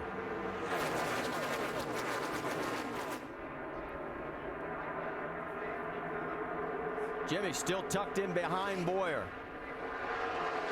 If Michael Waltrip can stay in this position a little bit longer than others, he's not racing for anything except to come here and try to win this race. Caution is out on the racetrack. We have debris on the track. Man, debris, sorry. And there it is. That's too bad, man. That was a race developing right there. Yeah. Still will. A lot of it. Oh, yeah, the tire. Yeah, you can see it everywhere. There's a lot of pieces. So obviously somebody's damaged vehicle, and I'm looking at the right front of Joe Nemechek as he has just pulled back out onto the racetrack, and we're wondering maybe if he had cut a tire, and that was his debris. Well, that changes a lot of things right here. Joe just got back out in time. He is going to stay on the lead lap, 32 cars, and guess who's going to get the lucky dog? Not Tony Stewart. Tony Stewart. 2 laps down all day long. He has not been a factor in this race, and now all of a sudden he's going to get one more shot. Yeah, he'll come get tires for sure. Andy, I was going to ask you, how far back is it going to be before they start hitting pit road? Well, that'll be, your tires aren't going to help you much here, and really if you feel like you're in a pretty good spot, I'd stay out there. But and if you have the people around you that you want to be pushing you or you want to draft with. Yeah, you'd say that, but as a driver, I know that if you more grip that you have, the more moves you can make. On worn tires, you just can't push and get pushed as hard as you can with those fresh tires. Question. We went 32 extra miles beyond scheduled distance back in April. Does everybody need fuel? Is there enough in that tank if we have to go 3 green-white checkers? Well, at this point, you see that just very few laps left. There's a good chance we'll go over a 1 green-white checker here. Yeah, I'm pretty sure that we're going to see Kyle Busch and Denny Hamlin, who are 17th and 18th, are going to be pitting. I don't think, Jimmy Johnson's going to stay out, as we just heard. I think the guys up in the top maybe 8, 9 positions, maybe even back to 10th or 11th, they may stay. But when you get back further than that, might as well come get some tires. You can make that much up. We saw how quickly the 24 and 48 came to the front. Actually, even a load of fuel here can help you by lowering that rear spoiler a little bit, so wouldn't hurt you to have a full tank of gas. So the drama continues to unfold here at Talladega.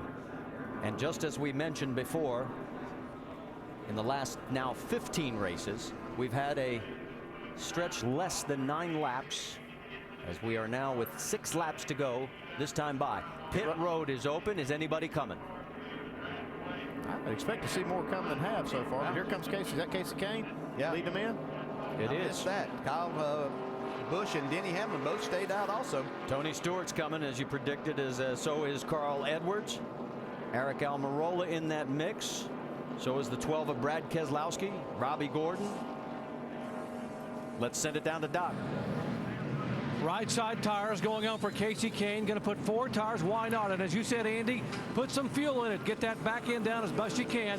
Casey's had a great run, only his 2nd ever start here in the 83 car. Vince. Well, the 14 of Tony Stewart has been 2 laps down at one point today. He's coming in for fuel and 4 tires. Going to be back on the lead lap for the finish. Tony Stewart, boy, the struggles he's had in the chase. Remember running out of gas on the last lap at New Hampshire, the speeding penalty at Dover and Martinsville, the body damage at Charlotte. Would this be a little sweet revenge on all those miscues after coming back, being 2 laps down, if he could somehow get to the front? And we've seen it happen. I mean, we watched Jimmy, how fast he did it in 3 laps. He can make it all the way to the front. You never know.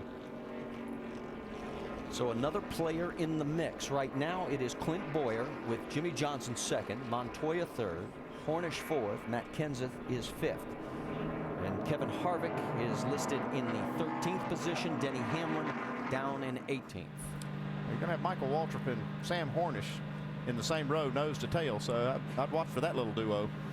They have teamed up several times today and done very well with it, we might add.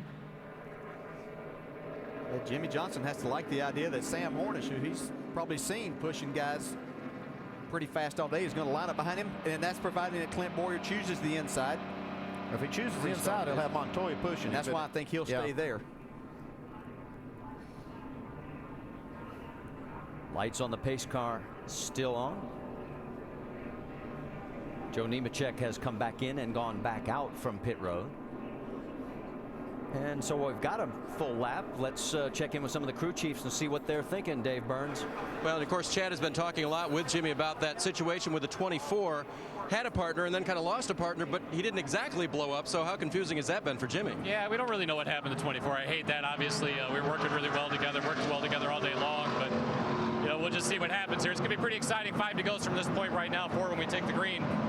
I don't know what's going to happen, but I'm real happy to be here at the end of the race. Jimmy's done a really good job. We got a great race car, and it's just nice to be here. It's kind of a sad day with Ed Schull and Hunter, passing away, but unfortunately that's life. We're going to miss those guys terribly. All right, we'll wait and see who his new draft partner might be up there now. Vince? With Mike Ford, the crew chief for Denny Hamlin, boy, you guys have fought back from a tough set of circumstances. How do you feel about where you sit right now with 5 to go?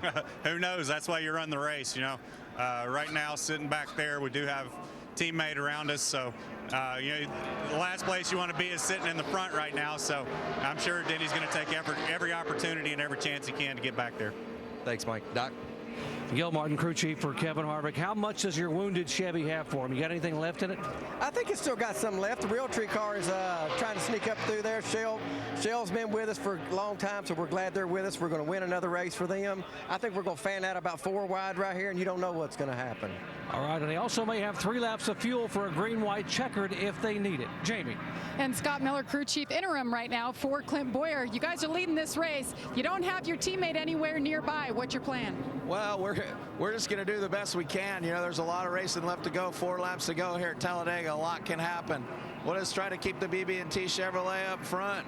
And hopefully 42 or 48 is going to be points racing, so maybe he'll push us and stay right there because our car is fast. So we're hoping for the best here. All right, they've been talking to the 42. Watch for those 2 to hook up. Marty? Okay, if you're in the front couple of rows, what are you thinking there, driver? Well, I mean, you're really not in the most preferred positions because I always wanted to be going forward at the end of this race. And those guys are more in a defensive position trying to protect the spot that they're in so they can make something happen at the end. You just got to get on somebody's bumper and hope that you get the right push whenever the time comes. Lights are out on the pace car as they've come out of turn number 4, heading for the tri-oval. Now the pace car pulls down. The fans on their feet. Time for the engines to roar and the drivers to amp up as we go green. Back up a little bit. You ready? Start Leaders are lane. Green flag, green. Going. Flag. 77's pushing. 40 just a little. Kevin 37 on 55 outside. 5's following you. Side, everybody's lined up. 37's pushing. Third line is starting on the outside. 3 back. 37 fell off you. Side only. 77 is pushing. 2-1. Down the back straightaway on board with Jimmy Johnson. And he's got no help right now. Finally, it looks like Martin Truex tucked in underneath him. And then Harvick's right behind Truex. Yeah, Greg Biffle jumped out of there, and that kind of messed things up as far as having any help. 4 wide, and Denny Hamlin's right in the middle of it. We see Sam Horse's car just didn't come up to speed. And Sam's fallen back. Up front it is Clint Boyer. Juan Pablo Montoya is giving him the big push. And this time by now, we have 2 laps remaining. Look at Harvick with this damaged race car. Or pardon me, 3 laps remaining. Jimmy Johnson's trying to decide who can be more help to him. And it looks like it's going to be Kevin Harvick. Kevin Harvick. Not going to be Kevin. And Harvick gets Ruderman to help him, and all of a sudden, Jimmy's getting shuffled. It's a dangerous spot. You see he's got Jeff Gordon there. And Gordon trying to help him. Gordon doesn't have much power to begin with. In and out. 2 on the bottom, 1 on top. This is dangerous for the points leader. Tony Stewart coming up in there. Here comes Tony right behind Mark Martin. Allmendinger cuts down low. This could still be 4 wide. In and out, in and out. Here comes Harvick for the lead. The battle up front continues. Kevin Harvick with Clint Boyer. They're side by side. Unbelievable. Kevin Harvick can put this car out front. 3 and 4 wide right side. There's Jimmy Johnson in the mix. On the left side of your screen, the battle for the race lead. Kevin Harvick, could he do it with a wounded race car? Jimmy Johnson's got hooked up with Paul Menard, who's got a fast car. Mark Martin pulled down in front of Menard. Yeah, that kind of slowed their progress. What about Boyer? Is he going to help his teammate here? No, he's not thinking about that. He's thinking about winning the race. He's got a fast car on his bumper. Truex and Logano making a run here. Yeah, and they're trying to work the... Oh, look out!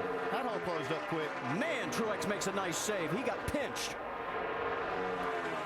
White flag. White flag is out. 2.6 miles to go. Oh, trouble. Trouble, the big one. Allmendinger on his lid. Side over side, end over end. Kevin Harvick's going to win this race. Yeah, that's... The race is official because the white flag was displayed, and Kevin Harvick was in the race lead. He was at the he was in the lead at the start-finish line, but did he continue to have that? We're waiting for NASCAR to give us official word.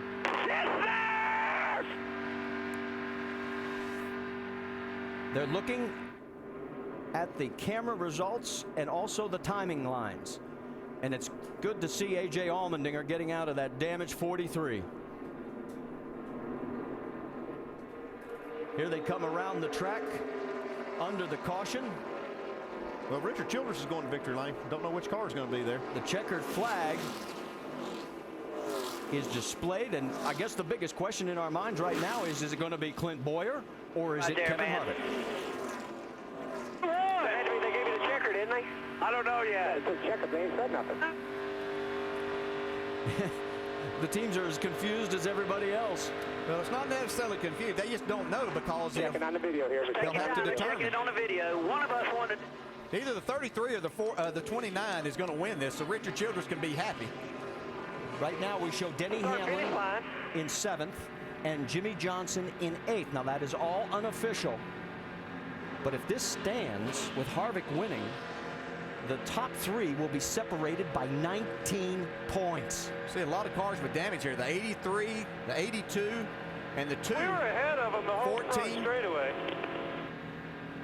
I think he just said 33-29. Still not official. I don't know what he said.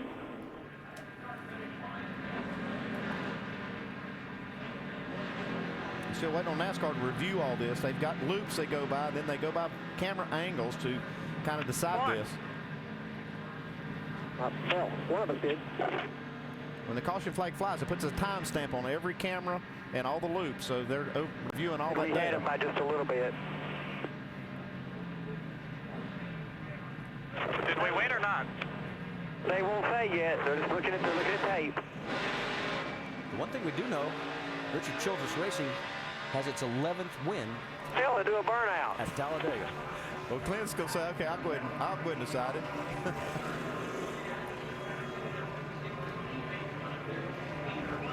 And he's pretty sure he won. Kevin said, I'll wait and see.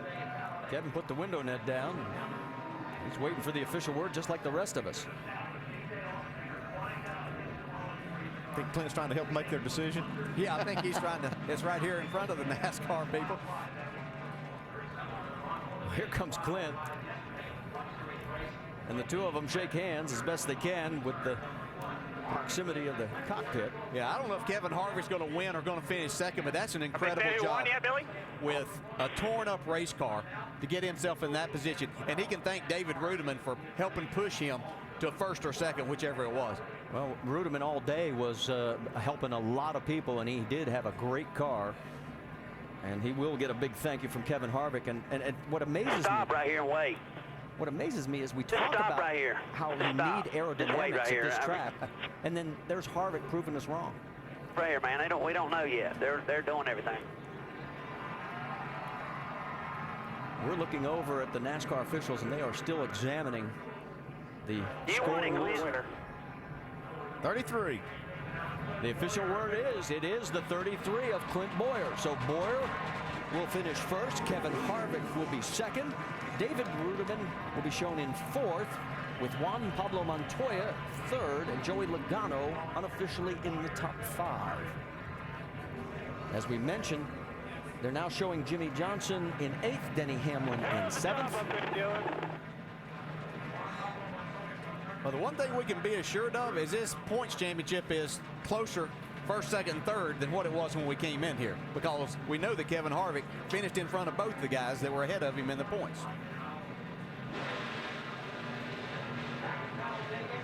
Right now, it looks like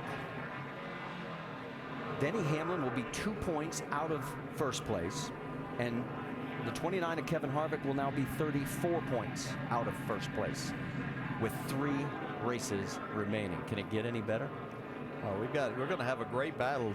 How about Clint Boyer in this chase too? It's going to be his second win of the chase. Had a couple of other opportunities. In fact, he is the first 2-time winner in the chase races. All right, here is what NASCAR is looking at. Harvick's going to lead this at the line. But remember, it is also the scoring loop. Yes, so he's ahead right here. So it's a matter of when this caution is displayed. And see the trouble here. And there, right there, you see Kevin Harvick just behind Clint Boyer. And there, that was close. and the yellow comes out right at that point, and that's how Clint Boyer wins this race by a nose. And let's go back and see what happened that actually ended this race. But Jimmy Johnson got out of shape first there. It saves it. And right behind him, everybody starts getting together. Looks like Tony Stewart forces Allmendinger upside down. Boy, and that, thank goodness, the safer barriers on that inside wall. Yeah, and we've seen in past that when something happens behind the leaders that NASCAR's let these guys race back, but obviously this was in an area they would have been racing back to, so they had to throw the caution. All right, let's talk to Kevin Harvick. How about it, Doc?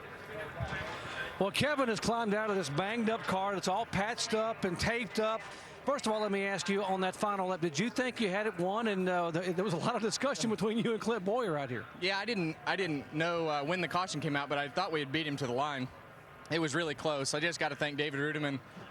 You know, he pushed me all day, and he was really good behind us, and our car was kind of beat up in the front there. But it was just going to be a drag race there to the end. So we did what we needed to do. We kept it 1-2 in the right house there. And just a great day for RCR, a good day for the points, and just got to thank everybody from Realtree and Chevrolet. As damaged as this car was, how did you get back up there? I heard you say a couple times on the radio, we can get help with the draft, but we can't pull out and go by ourselves. How did you finally pull out and go? Well, I just attached myself to the back bumper of the 56, and you know, as we were shoving our way through there, we knocked a couple of them out of the way and wound up in our lane, and then I backed up to the 00, and we were able to get a good run there. So just a typical Talladega day with a few dents here and there. You're talking about the points, 34 now with 3 races to go. You're right there. Yeah, I mean, that's what we came here to do. We came here to obviously, you know, lead some laps and run up front and try to win the race, and came up one short of that, but we beat the guys we needed to. What a day for Kevin Harvick. This kind of day here is a kind of afternoon that can win you a championship. Marty? You're oh so right, Doc. Kiss from wife Delana. And let's go to victory lane. Clint Boyer is there. There he is.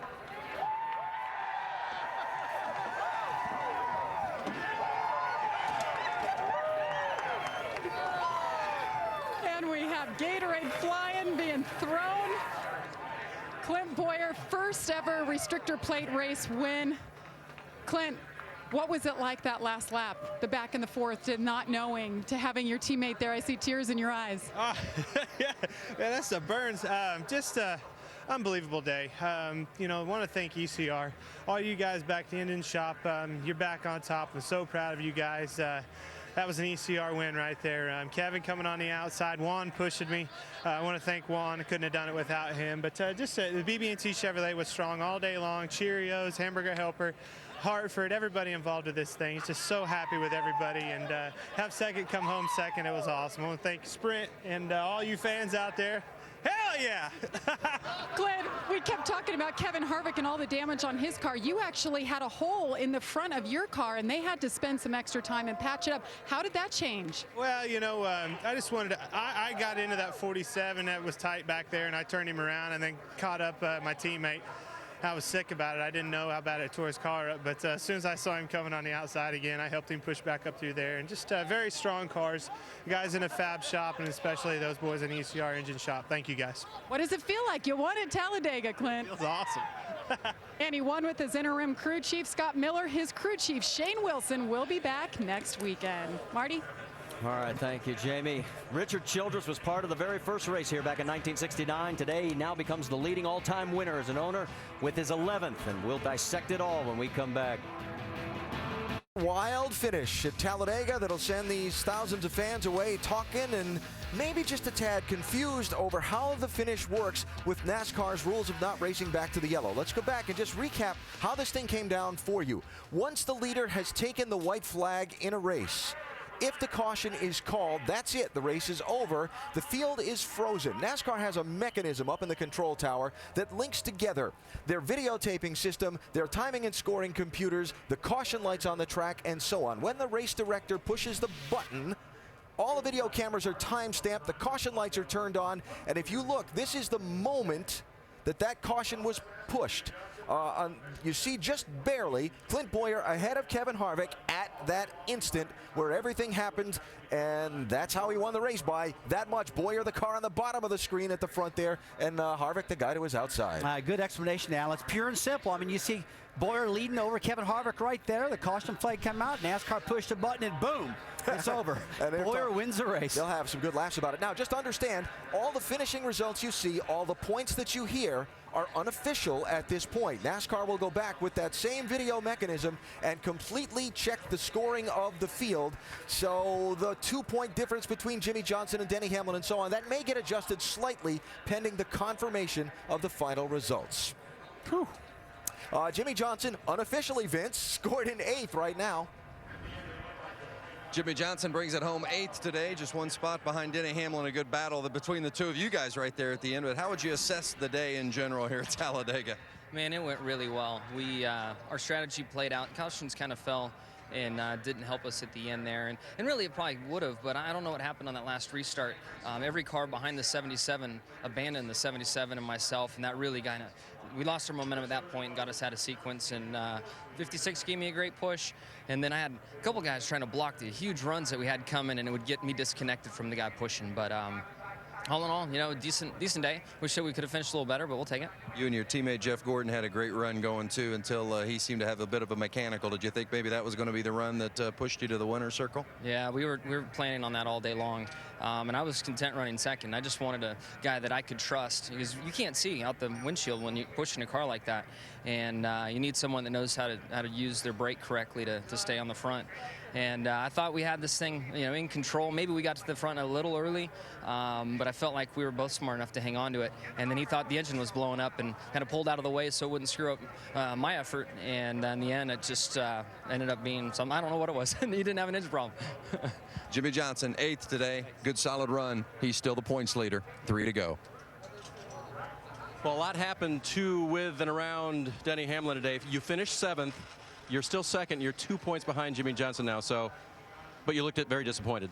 Well, I don't know. You know, I don't know where we finish or anything like that. But you know, it's it'll be tight. Obviously, everyone finished gained a little bit on everyone, and just you know, it's hard not to be happy with our day because nobody really gained or lost, and that's what I wanted. I didn't want anyone to get killed in the championship, get lost here at this race. And but you know, I wish I could have raced a little bit more aggressive and, you know, had a little bit better show, but with our format, you know, you just can't do that. You have to have the safe play, and that's what we had to do today, and got a solid finish. And but I hate saying that. I wish we would have been a little further to the front. What was going through your mind when you got the lap down and had to find some way to come back?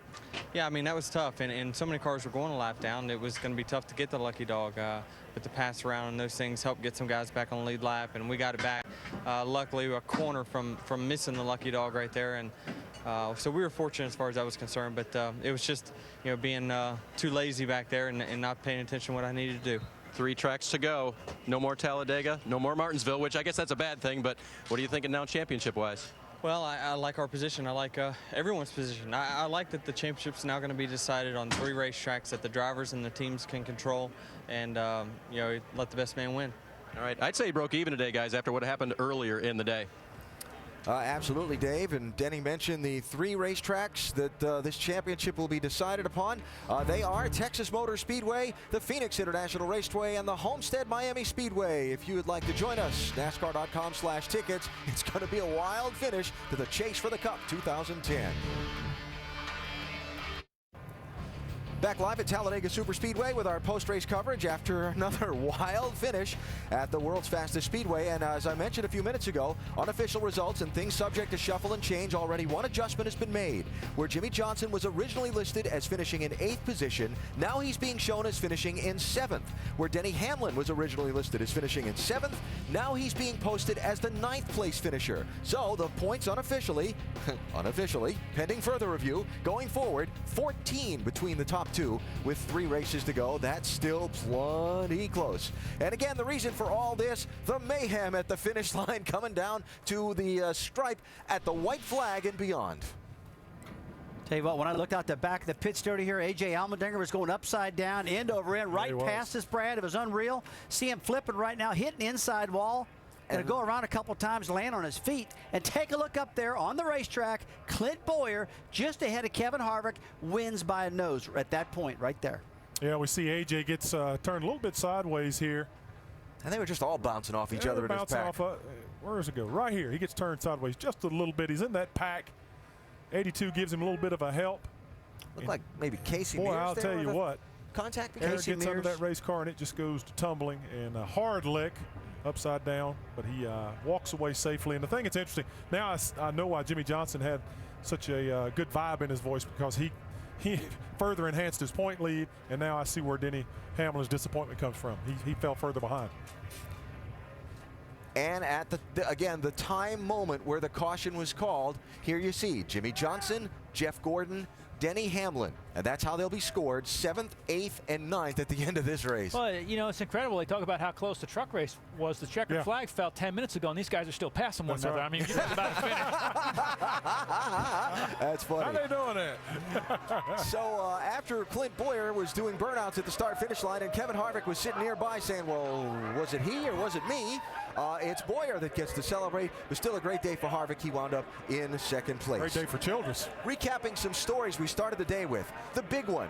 Due respect to Jeff Burton and A.J. Allmendinger that both had kind of hard crashes, we didn't really have the big one today. We never did see the big 20-car crash like we said. Yeah, like you said, there was a couple big wrecks, but there were isolated incidents. We didn't see the 20-car one like I thought we would see, at least with 15 to go. Guys, it just didn't happen. 87 lead changes. Outstanding racing today. These guys are the best race car drivers in the world. They kept their fenders clean all day. Good, aggressive racing. It was a fun watch for all of us. And one of the more dramatic moments of the day, Ray, when Chad Knaus came on the radio and said to Jimmy Johnson, okay, let's go now, with about 14 laps to go. I told you they've been sandbagging all year. They do that. You know, when you can come on there and go, and the guy goes from the back to the front end, and would have stayed up there longer if Jeff Gordon didn't have his problem. Would like to know exactly what happened. That's as far true. as motor blew up, Jimmy Johnson might have gained more points had not been for that happening. Because when he said go, Alan, I mean, they were like 25th on the racetrack. They went. They took off, and in 3 laps, they took the lead. Amazing. Man, went too quick. But Clint Bowyer stayed up front for quite some time at the end of that race, and you saw the crazy finish. He was able to be in front of Kevin Harvick when the field was frozen and the race was scored official, and Bowyer wins by that much. And so we move on now with 3 races to go. What happened to Jeff Gordon, the full official rundown of scoring, so on. Lots more still to come in our post-race coverage from here in Talladega Sports Center, following immediately as we wrap things up and bring you more from here at the World Center of Racing. Carl Edwards is over here in the wings of the pit studio somewhere. He'll be joining us in just a few minutes on our Sports Center coverage as well. Later on tonight, the NHRA Las Vegas Nationals, 9 Eastern ESPN. NASCAR Now, the late night wrap-up tonight at 11:30 Eastern ESPN2. It is DJ, Ray, and Ricky on our Monday Roundtable, 5 Eastern tomorrow on ESPN2. Then next weekend, the Nationwide Series at Texas, noon Eastern, Saturday, ESPN2. Note the earlier start. And on Sunday, the NASCAR Sprint Cup Series, our coverage presented by GoDaddy.com. That's 3 Eastern next Sunday, ESPN. Wow, what a wild one at Talladega today. They'll be talking about this one for a while. We'll be talking about this one for a while, as Sports Center is next, including more post-race coverage from here in Alabama. Clint Bowyer is your winner of the wild card race in the chase.